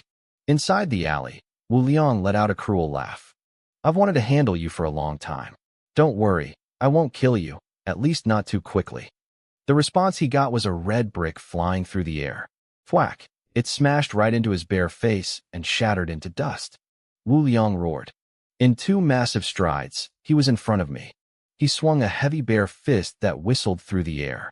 Boom! His fist hit the wall behind me, sending spiderweb cracks through the bricks and making the streetlights rattle. But I wasn't there. I used a short-range teleport and appeared silently behind him. I had a fresh brick in my hand. My hidden brick mastery wasn't for show. I slammed it into the back of his head. Crunch! The brick shattered. Wu Liang's head wobbled, and he swung a blind backhand at me. The wind from the blow stung my face. Instead of dodging, I grabbed his arm, used his own momentum, and executed a perfect over-the-shoulder throw. His massive, bear-like body went flying. He smashed into a streetlight and hit the wall with a heavy thud. Before he could even clear the stars from his eyes, a barrage of bricks started flying at him like cannonballs. Scarface and the bald guy, Chong, stood at the entrance of the alley, completely stunned. Most people threw knives or needles. I was out here chucking masonry. Wu Liang let out a guttural scream and stood up. He swung his fists like hammers, but he couldn't even touch the hem of my shirt. My teleportation was too unpredictable. He was starting to realize that I wasn't just some lucky kid. My strength was real, and my combat instincts were sharp. Fine, he roared. You asked for this. He underwent a second transformation. His pants shredded as he grew into a 4-meter-tall black bear. The pressure coming off him was terrifying. But as he lunged at me, I froze. Not out of fear, but out of pure second-hand embarrassment. Dude, do you have no shame? I asked, staring at him. Your clothes are gone. At least wear some shorts. This is just gross. It was mental pollution. Wu Liang didn't want to fight naked, but there weren't any shorts on Earth that could survive a 4-meter growth spurt. He roared in frustration and swiped a paw at me, punching a literal hole in the alley wall. I teleported next to the fallen streetlight and picked up the long metal pole. Triggering skill, Spear Mastery LV0. Asterisk adding 100 skill points. Skill upgraded, Spear Mastery LV1. Suddenly, decades of combat knowledge flooded my brain. I spun the streetlight pole in a flashy circle and settled into a combat stance. Come on, you big fur ball, I challenged. They had Wusong fighting tigers in the old stories. Today, Jiangnan fights a bear. The metal pole whistled through the air and slammed into Wu Liang's side. Bang! It felt like he'd been hit by a semi-truck. His 800-pound body was knocked off its feet. He gasped for air, his face twisted in pain. He tried to get up, but I didn't give him the chance. The streetlight pole became a blur in my hands. I poked, prodded, and smashed him from every angle. He was howling like a wounded dog, unable to fight back. Scarface and Chong were practically ready to clap. My movements were fluid and powerful, like a grandmaster. Whack! The pole caught Wu Liang right across his bare snout, sending him sprawling. I looked at the streetlight pole. It was bent into a literal U-shape. This guy's defense was insane. He was still trying to crawl away, so I teleported directly onto his back. I raised a brick high. I could have used my fists, but honestly, my hands were starting to hurt. Bricks were much more efficient. I smashed about 20 red bricks over Wu Liang's head before he finally blacked out. My chest heaved as I caught my breath. I wiped the sweat from my forehead and cursed under my breath, but then I flashed a bright, predatory smile at the two lackeys. Scarface and Baldy Chong shuddered. Their faces went pale with pure terror. Don't do it, Brother Nan. Scarface stammered. I'll do it myself. Before I could take a step, Scarface lunged toward a nearby streetlight and slammed his forehead into the metal pole with a sickening thud. The pole vibrated, ringing like a bell. Scarface crumpled to the ground, out cold instantly. Baldy Chong's eyes twitched. He looked at his boss, then at me, and realized there was no way out. He gritted his teeth, summoned every ounce of courage, and sprinted toward a concrete wall. Crack! He hit the wall face first. Blood sprayed everywhere, but he didn't go down. He just staggered back, clutching his face and cursing in pain. He looked at me, saw me getting closer, and panicked. He charged the wall again. Thud! Still awake, he hit it a third time. Blood was pouring down his face now, but the guy just wouldn't pass out. He looked at me with pathetic, tear-filled eyes. Brother Nan, please, he whined. Can you just help me out? I sighed, my face darkening. I didn't have time for this. I swung my palm in a massive arc and slapped him so hard, he did a full rotation in the air before hitting the dirt. Finally, silence. I turned my attention back to Wu Liang. He was still unconscious, lying there in his bare form-induced nakedness. I glanced at his midsection and winced. The guy was built, I'll give him that. Fine, I'll be a good Samaritan today, I muttered. I opened my space storage, pulled out a pair of spare boxers, and tossed them over his lap. It was the least I could do. I walked back to my stall, where Zheng Wei was looking at me like I was a god. He'd seen the whole fight. My spear technique had clearly traumatized or inspired him. Brother Nan, he whispered, his voice trembling. You are terrifyingly rich in talent. The two college girls who had been hanging around were basically vibrating with excitement. Their eyes were full of literal stars. To them, the fight looked like a choreographed dance, fluid spear movements mixed with godlike teleportation. It was the coolest thing they'd ever seen. Little brother, one of them squealed. Do you take disciples? I'm easy to teach. I can be a cute little sister or a mature older one. Whatever you want. I want to learn that flying brick move. I stared at them, speechless. You guys are in college. I'm a high school senior. Are you sure you want to call me master? Zheng Wei's jaw nearly hit the floor. You're a senior? A space type this powerful in high school? How have I never heard of you? He shook his head. Wait, I get it. Experts like you love to stay low profile. You must be from some ancient martial arts family. The girls nodded frantically. Look at his vibe. Even his buzz cut is handsome. Come on, master, take us in. Teach me the bricks. I let out a long, weary sigh. People with overactive imaginations are the scariest. Since they wanted a story, I decided to give them one. I put on my most serious, solemn expression. All right, I'll confess, I said, my voice dropping to a whisper. Actually, I'm a traveler from the Alpha Centauri system. 20 years ago, I initiated the spiritual recovery of Earth. I carry the heavy burden of saving this planet. Grievance points from Zheng Wei plus 999. Grievance points from Yuan plus 666. Grievance points from Su Jingru plus 765. Hey, where are you going? I called out as they all turned and bolted. First disciple. Second disciple. Come back. I packed up my stall and headed home, feeling pretty good. I decided to do a 10 draw on the system's gantry.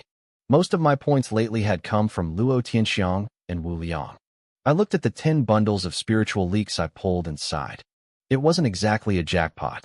I realized I actually missed my classmates. It had only been 2 days, but they were such a reliable source of points. I opened my phone and started scrolling through Friend Circle. Li Xiang had posted a photo of his clenched fist.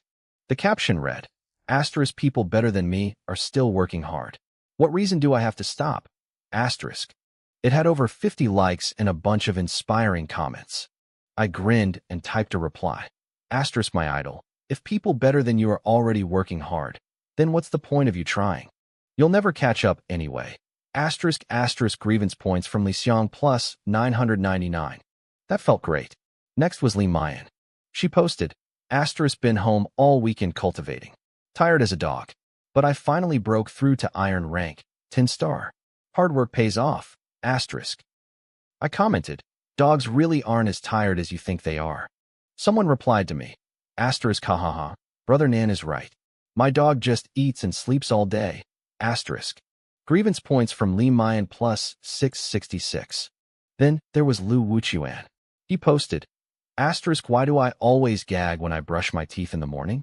Is it because I smoke too much? Asterisk. I jumped in immediately. Asterisk it has nothing to do with smoking. Tomorrow morning, try not looking in the mirror while you brush. I guarantee you won't gag anymore. Asterisk. The implication was clear. He was gagging because he was ugly. Grievance points from Lu Wuchuan plus 999. I was on a roll. I was almost at enough points for another 10 draw, but suddenly, the post stopped. My classmates had realized I was prowling and were too scared to post anything else. Fine, I muttered. If you won't post, I will. I typed out a status. Asterisk sigh, I guess this is it. It's midnight, and not a single person has said happy birthday to me. Asterisk. I hit post and waited. My classmates were stunned. Was it really his birthday? Was he just trying to get some attention? A few felt bad and started commenting. Happy birthday, brother Nan, and asterisk happy hatching day. Even though you made me change my boxers, thanks for saving my life. Then, Zhong Ingxue commented, Xiaonan, today isn't your birthday. The whole comment section went silent. I hit see more on my original post to reveal the hidden text at the bottom. Probably because today isn't my birthday. The explosion of rage was instantaneous. Grievance points from Wang Bei plus 666. Grievance points from. The notifications flooded in. They felt betrayed. They had wasted their genuine emotions on a prank. I sat behind my screen, letting out a dark, villainous cackle. It was a bit mean, but seeing Zhong Ingxue's comment actually warmed my heart. It felt good to be remembered by someone. I fell asleep to the sweet sound of system notifications, but the rest of the neighborhood wasn't so lucky.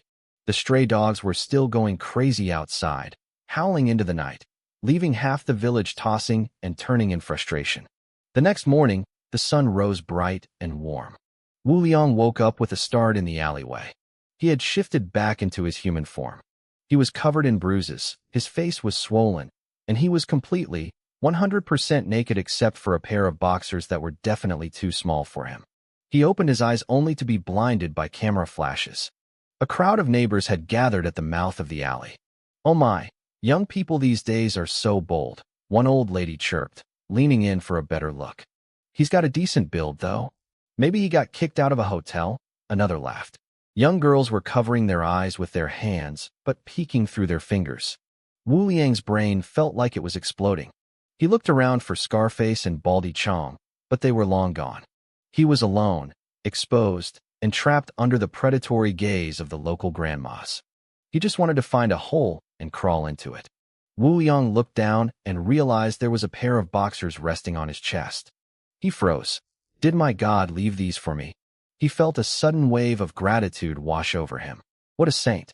To return kindness for my previous malice. He was a truly good man.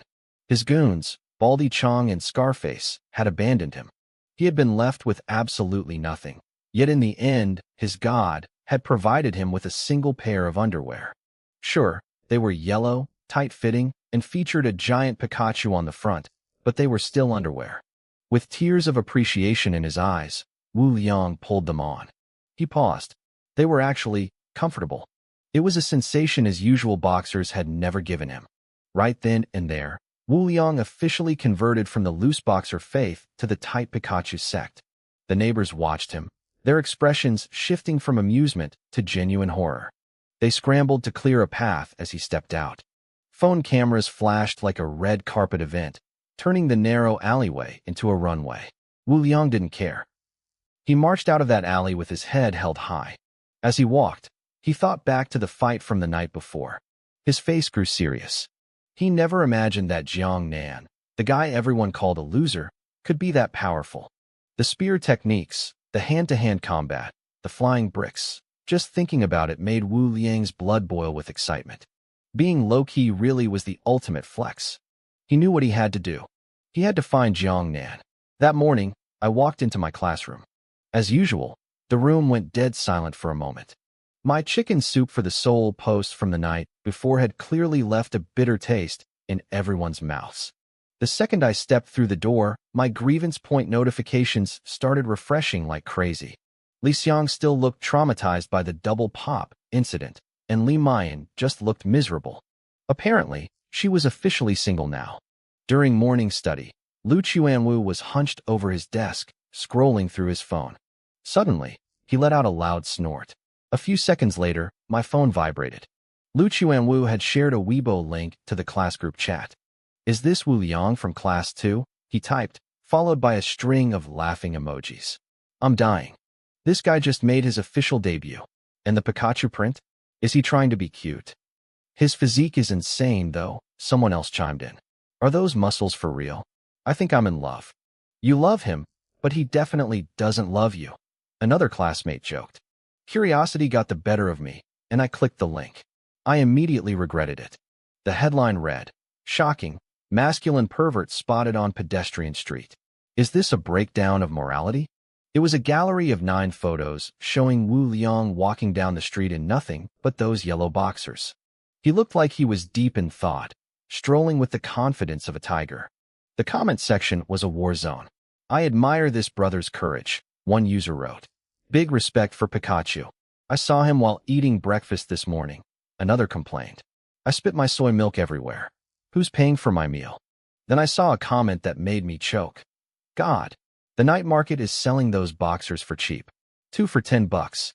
Get the same look." I exited Weibo, my hand covering my face. I had just grabbed a random pair of underwear from my stock to throw at him last night. I never expected him to actually wear them out in public. Well, at least it was free advertising for my stall. Not a bad deal. The teacher walked in and tapped the blackboard. "Listen up. The final exam is approaching. As members of Class 5, your combat test will take place at the Changbai Mountain Heavenly Lake Spirit Realm. I expect you to form your teams in advance. Any spirit beads you find are yours to keep. If you're lucky enough to find a bead containing a spirit trace, even better." The teacher continued, explaining that the top 10 students would be rewarded with star beads containing spirit traces. To prepare us for the college entrance exams, our time in the realm was being extended from 7 days to half a month.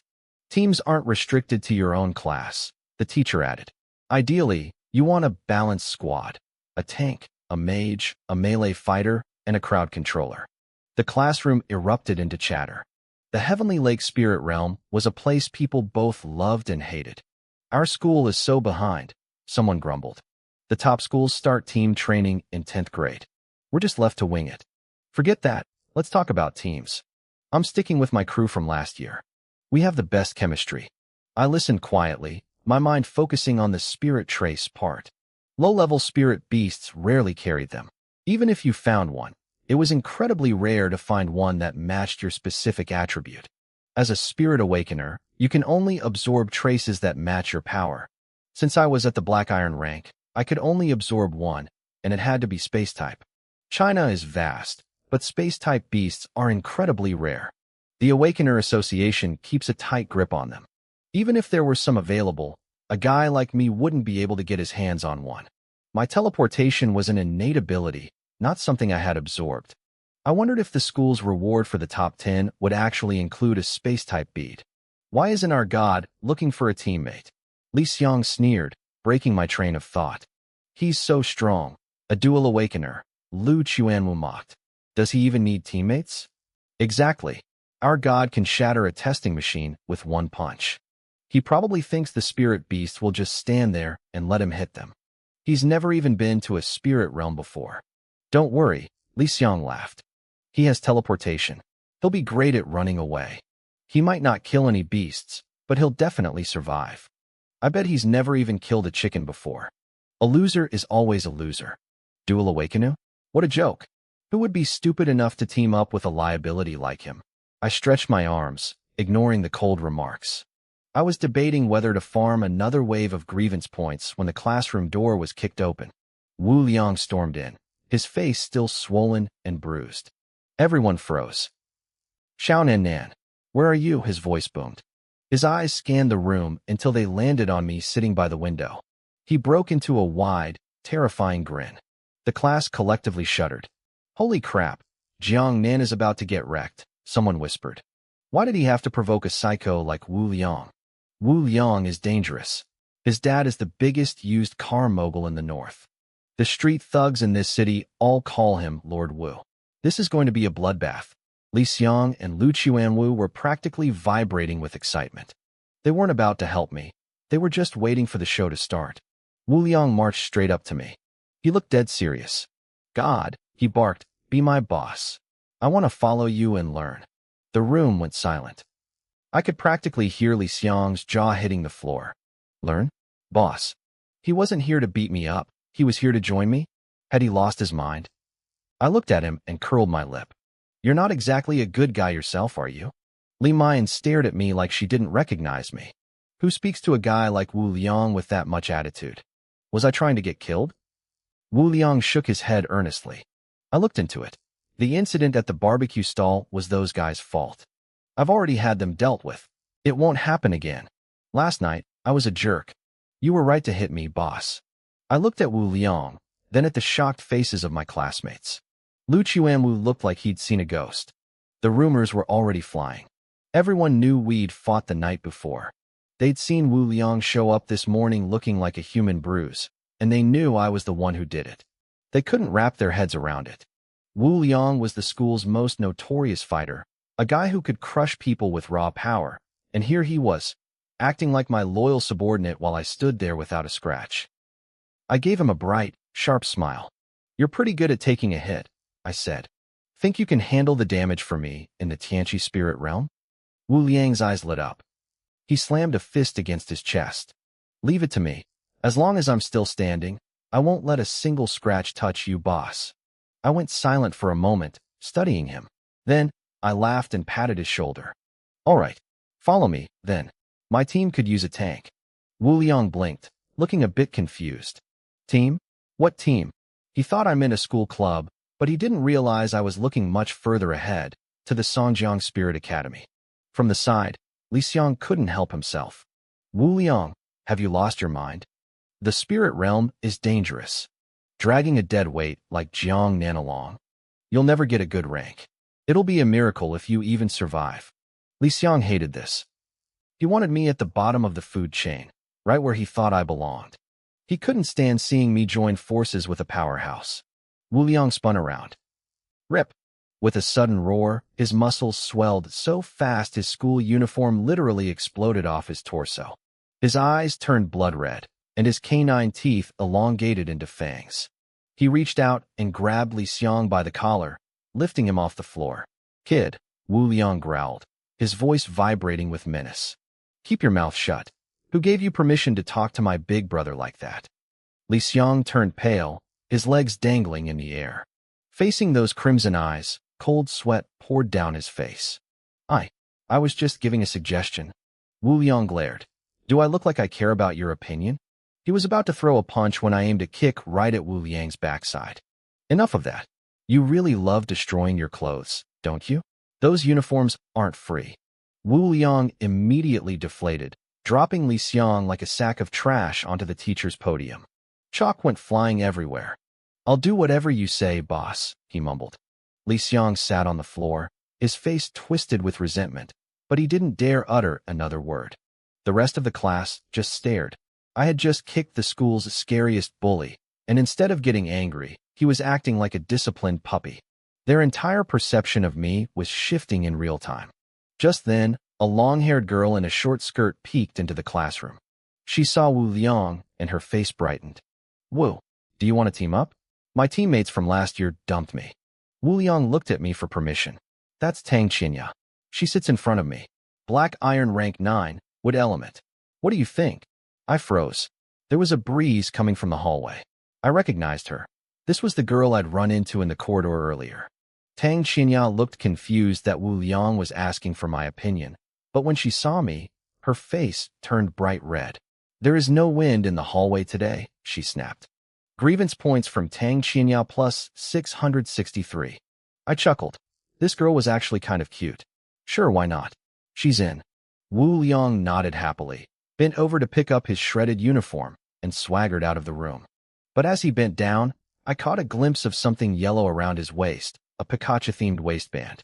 My body went stiff. Asterisk, brother, are you serious? You're still wearing that. Asterisk, I felt a sudden shiver. Did I just recruit someone with a very strange secret hobby? I was starting to regret my decision.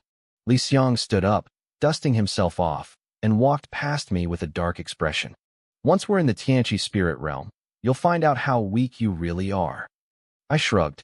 I really don't know where you get your confidence from. But the spirit realm? I'm looking forward to it. I didn't want to be cruel to my classmates, but Li Xiang kept asking for trouble. I decided it was time to give him a lesson he'd never forget. At lunch, I walked into the cafeteria and was immediately greeted by a booming voice. South, brother. Over here. Wu Liang stood up, waving frantically.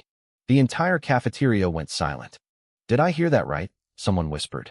The boss of the school is calling Jiang Nan big brother. You didn't hear? He went to class 1 this morning and swore loyalty.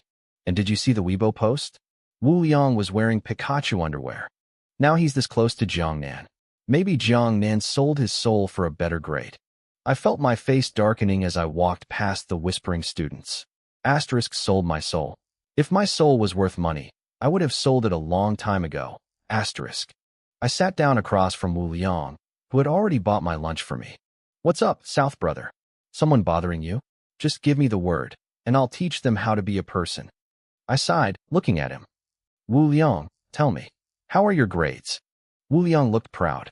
Every time there's an exam, I use my strength to show everyone exactly how many students are in our grade level. I nearly face-planted into my rice. That was a fancy way of saying he was dead last every single time. Listen to me, I said sternly. For the final cultural exams, I need you to hit the top 3. Wu Liang puffed out his chest. Bottom 3? No problem. No, I growled. The actual top 3. From the front. Wu Liang's eyes went wide. South brother, are you crazy? Even if you shoved the textbooks into my brain with a hammer, I couldn't get top 3. I rolled my eyes. Is your head full of muscle too? Top 3, or you're off the team. Wu Liang looked wounded. Why? Have you thought about your future? I asked him seriously. Are you just going to be a local thug? Inherit your dad's car business and stay a big fish in a small pond. The world is huge, Wu Liang. I want to go to the top. I want to see how high I can climb. The question is, can you keep up? Wu Liang went quiet. He realized I wasn't just bossing him around. I was looking out for him. Top 3 in the grade, I whispered. And I'll take you to the Songjiang Spirit Academy. Wu Liang's face turned bright red with excitement. He finally understood what follow me really meant. Bang! He slammed his hand onto the table so hard my soup splashed everywhere. Say no more. I'm in. The entire cafeteria jumped at the noise. I looked at my spilled food and sighed. Brother, I appreciate the passion, but I haven't eaten a single bite yet. Tang Qinya, who was sitting nearby, spoke up timidly. I I can help tutor him. Wu Liang looked touched. I'm counting on you. And if that doesn't work, I'll just find everyone who has better grades than me and beat them up until they drop out. Please don't, I muttered. After lunch, Wu Liang went into beast mode with his books. He stared at his textbook like he was trying to kill it with his eyes. I felt a sense of relief. I chose him for a reason. He was tough, he was honest, and he had an iron will. But most importantly, he was the kind of guy who would stand in front of a bullet for his friends. Back in class, the school speakers crackled to life. A soft female voice began announcing the official team lists for the upcoming trials. Team Sea of Stars, Wang Mengfan, Li Jinlong, Lu Yang, Su Yang. Team Unrivaled : The school intercom crackled, and the announcer began reading the official team names for the upcoming trials. At first, it was standard, but then things got weird. Team Not Crazy, Not Living. Team Prosperity, Democracy, and Harmony. Team Jiang City Yanko Dance Crew. The poor girl on the mic started stuttering. I could practically hear her brain melting through the speakers. These names were absolute garbage. Some of them even had phonetic pinyin written next to them because they were so obscure. I leaned back, wondering what kind of trolls I went to school with. Finally, she hit a name that sounded professional. Team Everlasting Victory. Members: Li Xiang, Li Mayan, Lu Chuanwu, and Lin Feng. The classroom erupted into whispers. This was a seed team, the heavy hitters. They had two powerful mages in Li Xiang and Li Mayan, a high-speed attacker in Lin Feng, and Lu Chuanwu, who could transform into a rhino. He was a literal human tank. On paper, they were invincible. Li Xiang, sitting in the front row, turned around and gave me a provocative smirk. Li Mayan followed with a cold sneer. It was obvious they were planning to use the final exam to get their revenge and fix their reputation. The announcer paused for a long heartbeat. When she spoke again, her voice was dripping with pure annoyance. Team Jiang Nan is always right. Members: Jiang Nan, Wu Liang, Tang Qinya. Grievance points from Zhang Hong, plus 999. The class went silent before exploding into laughter. What did Jiang Nan even say? How can he always be right? Who cares? If he says it, it's right. Man, that name is so extra. Wu Liang sat next to me, giving me a massive thumbs up. Brother Nan, you've got style. You're a man of culture. Tang Qinya, on the other hand, was burying her face in her hands. I can't. This is too embarrassing. Lu Chuanwu, the rhino tank from the rival team, let out a loud, mocking laugh. One idiot leading two dead weights? Impressive. I guess that's why you only have 3 people. If you found a 4th, they'd probably be just as useless as. Clang. I didn't let him finish. I stood up, grabbing my heavy wooden stool by the legs. I had a bright, beaming smile on my face as I reached into my spatial dimension and pulled out a solid red brick. The whole class froze. They were used to me being the quiet, scholarship kid. They weren't used to me looking like I was about to commit a felony. Say one more word, I said, my smile never wavering. And I'll open your head right now. Lu Chuanwu's face turned a sickly shade of pale. Just as the tension reached a breaking point, the teacher walked in. Jiang Nan, why are you holding a brick? Oh, this. I looked at the brick, then at my notebook. I didn't have a ruler to draw straight lines. I figured this would work. Grievance points from teacher, plus 666. I actually used the brick to draw a line on my paper. Li Xiang and Li Mayan looked disgusted, but they kept their mouths shut. They figured they'd let me have my fun now. Once we got to the Tianqi spirit realm for the trials, they planned to make me pay. After school, I walked past the night market and saw the barbecue stall was slammed. Business was booming, but something was off. A bunch of tough-looking guys with buzz cuts were standing guard, and Scarface, the guy who tried to shake me up before, was busily carrying trays of food like a professional waiter. The moment they saw me, they all stopped and bowed in unison. Good evening, Brother Nan. Every customer in the place stared at me. I felt like a mob boss. Old Zhou ran over, looking exhausted but relieved. Xiao Nan, thank God you're here. Yuqing, get our guests some water. What's going on with these guys? I asked, gesturing to the thugs. Old Zhou sighed. They showed up this afternoon. They insisted on helping. I tried to say no, and they literally threatened to kneel and beg until I let them work. I didn't know what else to do. I looked at Scarface. He caught my eye and gave me a shy, awkward smile. I knew exactly what happened. This had Wu Liang's fingerprints all over it. It's fine, Uncle Zhou, I said. Just treat them like employees. If any of them slack off, give me a call. This area can be rough, so having them around will keep the peace. I still feel bad, Zhou Yuqing said, her face flushing as she walked over. We don't need this many people. But, thank you, Brother Jiangnan. I patted her head affectionately. Anyone bothered you lately? She gave me a sweet smile. No, everyone's been very kind. I chuckled. They better be kind, or they'd be answering to me. On my way home, I passed by Old Man Wang's yard and peeked inside. His dog, Wang Kai, was looking rough. He had lost weight, and his ribs were showing. There was literally a line of female dogs outside his kennel waiting their turn. I watched as Guogua, old Zhou's dog, trotted up, wagging her tail excitedly.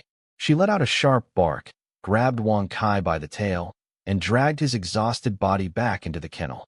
Wang Kai looked like he had given up on life. A few minutes later, Guogua walked out looking refreshed, and before Wang Kai could even crawl away, a large German shepherd dragged him back in. I shivered. Good luck, buddy. I did what I could. It seemed the spirit leaks had some intense side effects. Total physical exhaustion. I made a mental note to start selling them soon. There was definitely a market for this. Once I got home, I decided it was time for a 10 pull on the system's lucky draw. I had saved up over 310,000 grievance points over the last few days. The first 2 pulls gave me 20 bundles of spirit leaks. I cursed the system's ancestors. The third pull, thank you for playing. The fourth pull, consolation prize, Hulk brand boxers. The fifth and sixth pulls, grand prize, Peerless Beauty Pill X2. I blinked. A new prize? I was hoping for spirit beads or level up potions, but Peerless Beauty Pill. Was this a plastic surgery drug? How was being pretty going to help me fight monsters? Then again, in this world, looking good was a power of its own. I sat in front of the mirror, feeling a bit nervous. I was already decent looking, but I decided to go for it. I popped one in. It tasted like a white rabbit milk candy. Suddenly, my face started to itch. I panicked for a second. Was my face going to explode? Was I going to end up disfigured? 30 minutes later, I looked in the mirror and gasped. My eyes were sharper, like they held a galaxy of stars. My nose was perfectly straight, my skin was smoother than a baby's, and my jawline could cut glass. I still looked like me, but every single feature had been tuned to perfection. I looked like a mix between a rebellious street youth and a high-end idol. One smile felt like a physical attack. It wasn't just a look, it was an aura. Damn, I whispered, touching my face. I'm a lethal weapon. I felt like I could retire right now and just find a rich sugar mommy to take care of me. I'd have to look for a book on how to charm wealthy women later. Finally, I checked the consolation prize, Hulk brand boxers. Asterisk effect, a bug-level garment. Expands and contracts to fit the wearer's size perfectly. Indestructible during combat, asterisk. I swallowed hard. In the movies, the Hulk always ripped his clothes, but his pants stayed on. These were those pants. This was a godsend for beast-type awakeners who grew in size when they transformed. I wasn't going to wear them myself. The thought of the side effects or the style was too much, but I knew a certain rhino-sized friend who could use them. Plus, the system provided both male and female styles. Very thoughtful. The system shop was expanding. I noticed a new item, spiritual leaks. They were 300 grievance points a bundle. I was just about to browse more when my phone buzzed. It was a video call from Xia Yao. I hit answer. On the screen, Xia Yao was clinging to Zhong Yingshue's arm, both of them beaming. They were standing on a busy street, the background noise a chaotic hum of city life. Xiao Nan, come out for dinner, Xia Yao shouted over the noise. Xue is in a great mood today. She's treating. Zhong Yingxue gave a gentle smile. Xiao Nan, what do you want to eat tonight? Seeing 2 beautiful girls always brightened my mood. Where are you guys? I'm on my way. Xia Yao squinted at the screen and pouted. You're a grown man. Why are you using beauty filters? Is that level 10? Turn it off. It's blinding me. I didn't turn anything on, I protested. Liar. Xue, are phone filters really this terrifying nowadays? Zhong Yingxue rolled her eyes and ignored her. We're waiting for you at Century Square. Got it. See you soon. I hung up and sighed. I wasn't lying. My beauty filter was literally built into my face now. It wasn't my fault I looked like a masterpiece. While I was getting ready, my friend Wu Liang was back at his place, buried in books. He hadn't even eaten dinner. His father, a rough-looking man in a tank top and slippers, walked in with a bowl of food. "Son, eat something. Your mom just..." The man stopped dead. His eyes nearly popped out of his skull. What? What are you doing?" He assumed his son was just doodling in his notebooks. Most kids did. But as he stepped closer, he gasped. "Holy crap, you're actually doing math." The desk was piled high with exam prep books. Wu Liang didn't even look up. "Dad, go eat. Don't distract me.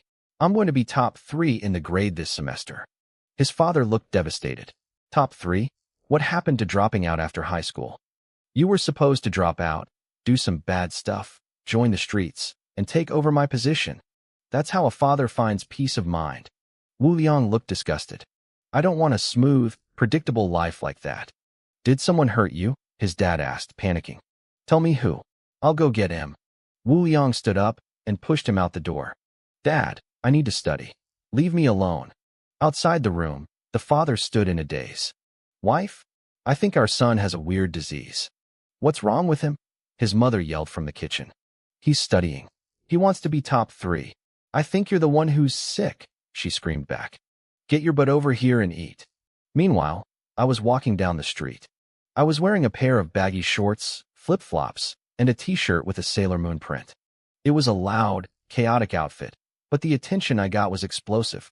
From 80-year-old grandmothers to 13-year-old girls, everyone stopped. "Oh my God, look at him," I heard a girl whisper. "He's so handsome I can't look away." "Is he a celebrity?" "He's better looking than any idol." "Quick, take a picture. I'm a fan now. That buzz cut suits him so well." It wasn't just the girls. Even the guys were doing double takes. By the time I reached Century Square, 17 girls had asked for my WeChat, and 3 had asked for photos. I added every single one of them. My WeChat feed was a prime source for grievance points, after all. I couldn't let that gold mine go to waste. "Xiao Nan, over here." Zhong Yingxue waved from under a streetlight. She looked stunning in a sky-blue dress and white sandals, her dark hair pulled back in a simple ponytail. She looked elegant and graceful. Xia Yao, on the other hand, was all energy. She wore a black tube top under a white sun protection jacket and denim hot pants that showed off her long legs. As we met up, the crowd's eyes followed us. Xia Yao stared at me, rubbing her eyes in disbelief. "My God, I thought it was a filter on the phone. We haven't seen you in a few days. How did you get so handsome? Did you eat some magical papayas or something?" I glanced at her chest and smirked. "Papayas are for skin beauty now? You must have eaten a lot of them then." Xia Yao hissed and reached out, grabbing my face and squishing it. Grievance points from Xia Yao plus 333. "Wow, your skin is so smooth. And so white." She looked genuinely jealous. "Tell me the truth. Did you get work done?" "Nope," I said seriously. "I just washed my face." She let go, looking disgusted. "How long has it been since you last washed your face for it to make this much of a difference?" "Who are you kidding?" Zhong Yingxue laughed. "Xiaonan always had good features. He deserves to be this handsome. Come on, let's go get hot pot." I grinned. Shue is the best. Though deserves to be handsome sounds a bit weird. We started walking. "So why the sudden dinner?" "It's only Monday. Can't I just miss you?" Zhong Yingxue teased. Xia Yao leaned in. "That guy Luo has taken 2 weeks off. School is finally peaceful without him bothering us. Shue is happy." Xia Yao and I shared a knowing look and high-fived. Zhong Yingxue looked at us suspiciously. "I feel like you two are hiding something from me." "No way. I swear on my heart," Xia Yao said, clutching her chest. I rolled my eyes. "Give it up, Sister Yao. Your heart is too far away for you to reach it." I pulled a white rabbit milk candy from my pocket, the special one from the system, and handed it to Zhong Yingxue. "Here, have a candy. Eat it when you get home." She stared at the candy, memories clearly flooding back. She smiled softly. "Okay, I'll eat it tonight." Xia Yao held out her hand. "What about mine? I want candy too." "No candy for naughty kids," I teased. Xia Yao gritted her teeth and lunged at me, locking me in a headlock until I turned blue. "Are you giving it to me or not?" "I really don't have any more. Just that one." I'll give you one next time. I gasped. Then I whispered in her ear, I found a way to get stronger. Once I take first place in the exams, I'll show you guys. Xia Yao paused, then grinned. First place? You're that confident? You've never even been to a spirit realm. With a face like this, the spirit beasts wouldn't have the heart to hurt me. Bah, you're shameless. Boom. A massive explosion rocked the air. The sound was deafening, vibrating through the pavement beneath our feet. We spun around toward the source. A shopping mall across the square was engulfed in a fireball. Shards of glass rained down from the upper floors like lethal glitter. The crowd erupted into a panic. People were screaming, running in every direction to avoid the falling debris. Within seconds, 2 floors of the mall were swallowed by raging flames and thick, black smoke. The smell of burning chemicals and scorched metal filled the air. We looked at each other, our faces pale. A blast that size, it wasn't a kitchen accident. This was something much worse. And at this hour, the mall was packed with people. Let's go, I said, my voice turning cold and serious. We need to see if we can help. Zhong Yingxue and Xia Yao nodded, their playful moods gone. While everyone else was running away or pulling out their phones to film the tragedy, the 3 of us ran toward the fire. We were spirit awakeners. We had power that normal people didn't. In the face of danger, we had a responsibility to be on the front line. This was why our country remained strong even after the spiritual awakening, because there were always people willing to run into the fire. I felt a surge of pride in my chest. It was that deep-rooted desire to protect my country, a feeling that lived in the bones of every person here. Zhong Yingxue and Xia Yao were moving at a terrifying speed. Even with my recent power-ups, I found it hard to keep pace. They had been trained in elite team combat since their first year at Songjiang No. 5 High. They had spent years in the spirit realms, hunting beasts and honing their instincts. One look between them was enough to communicate a whole plan. The gap in our experience was clear. As we ran, I spotted 3 figures in the crowd. They wore black suits and jackets, moving with a precision that screamed military training. They weren't in uniform, but you could see it in their eyes. They were heading straight for the mall. Shue Shue, Sister Yao, be careful, I called out. This isn't just a random fire. Something is wrong. Zhong Yingxue nodded, her expression grim. It's a fire-type awakener. They're using their power to fuel the flames. And they aren't a low-level one, either. Suddenly, 2 fluffy, silver ears popped out of the top of Xia Yao's head. Wolf ears. She looked focused, her senses sharpening. The culprit might still be inside, she whispered. I can sense several powerful auras. I should have been focused on the danger, but I couldn't stop staring at those ears. They were cute, way too cute. Was this her partial transformation? I wondered if her full form was a complete wolf. We reached the base of the mall. The area was a disaster zone. The crowd had been pushed back, and several fire trucks were hooked up to hydrants. Massive pillars of water blasted toward the building, but they did nothing. This wasn't a normal fire. Even the water-type awakeners on the scene were struggling. Their efforts were like trying to put out a forest fire with a cup of tea. It wasn't just firefighters here. I saw riot vans, military vehicles, and a swarm of news crews. A reporter named Hu Shua was shouting into a camera, his voice frantic. It's 8:03 p.m., he yelled over the roar of the flames. The fire at the Walmart is spreading rapidly. Emergency teams are on site, but the situation is dire. The layout of the square is too narrow to set up air cushions, and dozens of people are trapped on the 6th floor. The camera panned up. My heart sank. At a 6th-story window, a mother was clutching her child. The black smoke was thick, choking them. She looked like she was about to jump. Zhong Yingxue was trembling with frustration. Her ice powers were useless against a blaze this intense, and she had no way to get up there. It's too high, Xia Yao hissed, pacing like a caged animal. I can't jump that far. I stepped forward, my voice cold and steady. I have a way. Xiao Nanyu. I didn't wait for them to finish. I shoved through the crowd and ran toward the entrance. A police officer immediately blocked my path. Kid, get back. It's dangerous. I'm an awakener, I snapped. I can save them. The officer hesitated, then pointed toward a nearby station. Fine. Go register over there first.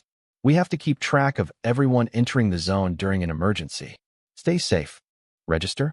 We didn't have time for paperwork. But looking at the military presence, I realized this was a high-stakes operation. Just as I turned to move, a massive explosion rocked the building again. A tongue of flame shot 10 meters out of the window. Through the fire, shadows leaped from the 6th floor. They didn't fall. They soared across the gap, landing on the roof of a neighboring building before sprinting away into the night. Before I could process that, another figure plummeted from the 6th floor. Crunch. A woman in a black jacket and a beret slammed onto the roof of a parked Jeep. The metal groaned and buckled, the entire vehicle flattening under the force of her landing. She stood up and wiped a smear of soot from her face, looking completely unfazed. She marched over to a military truck, grabbed the handle, and ripped the heavy steel door clean off its hinges.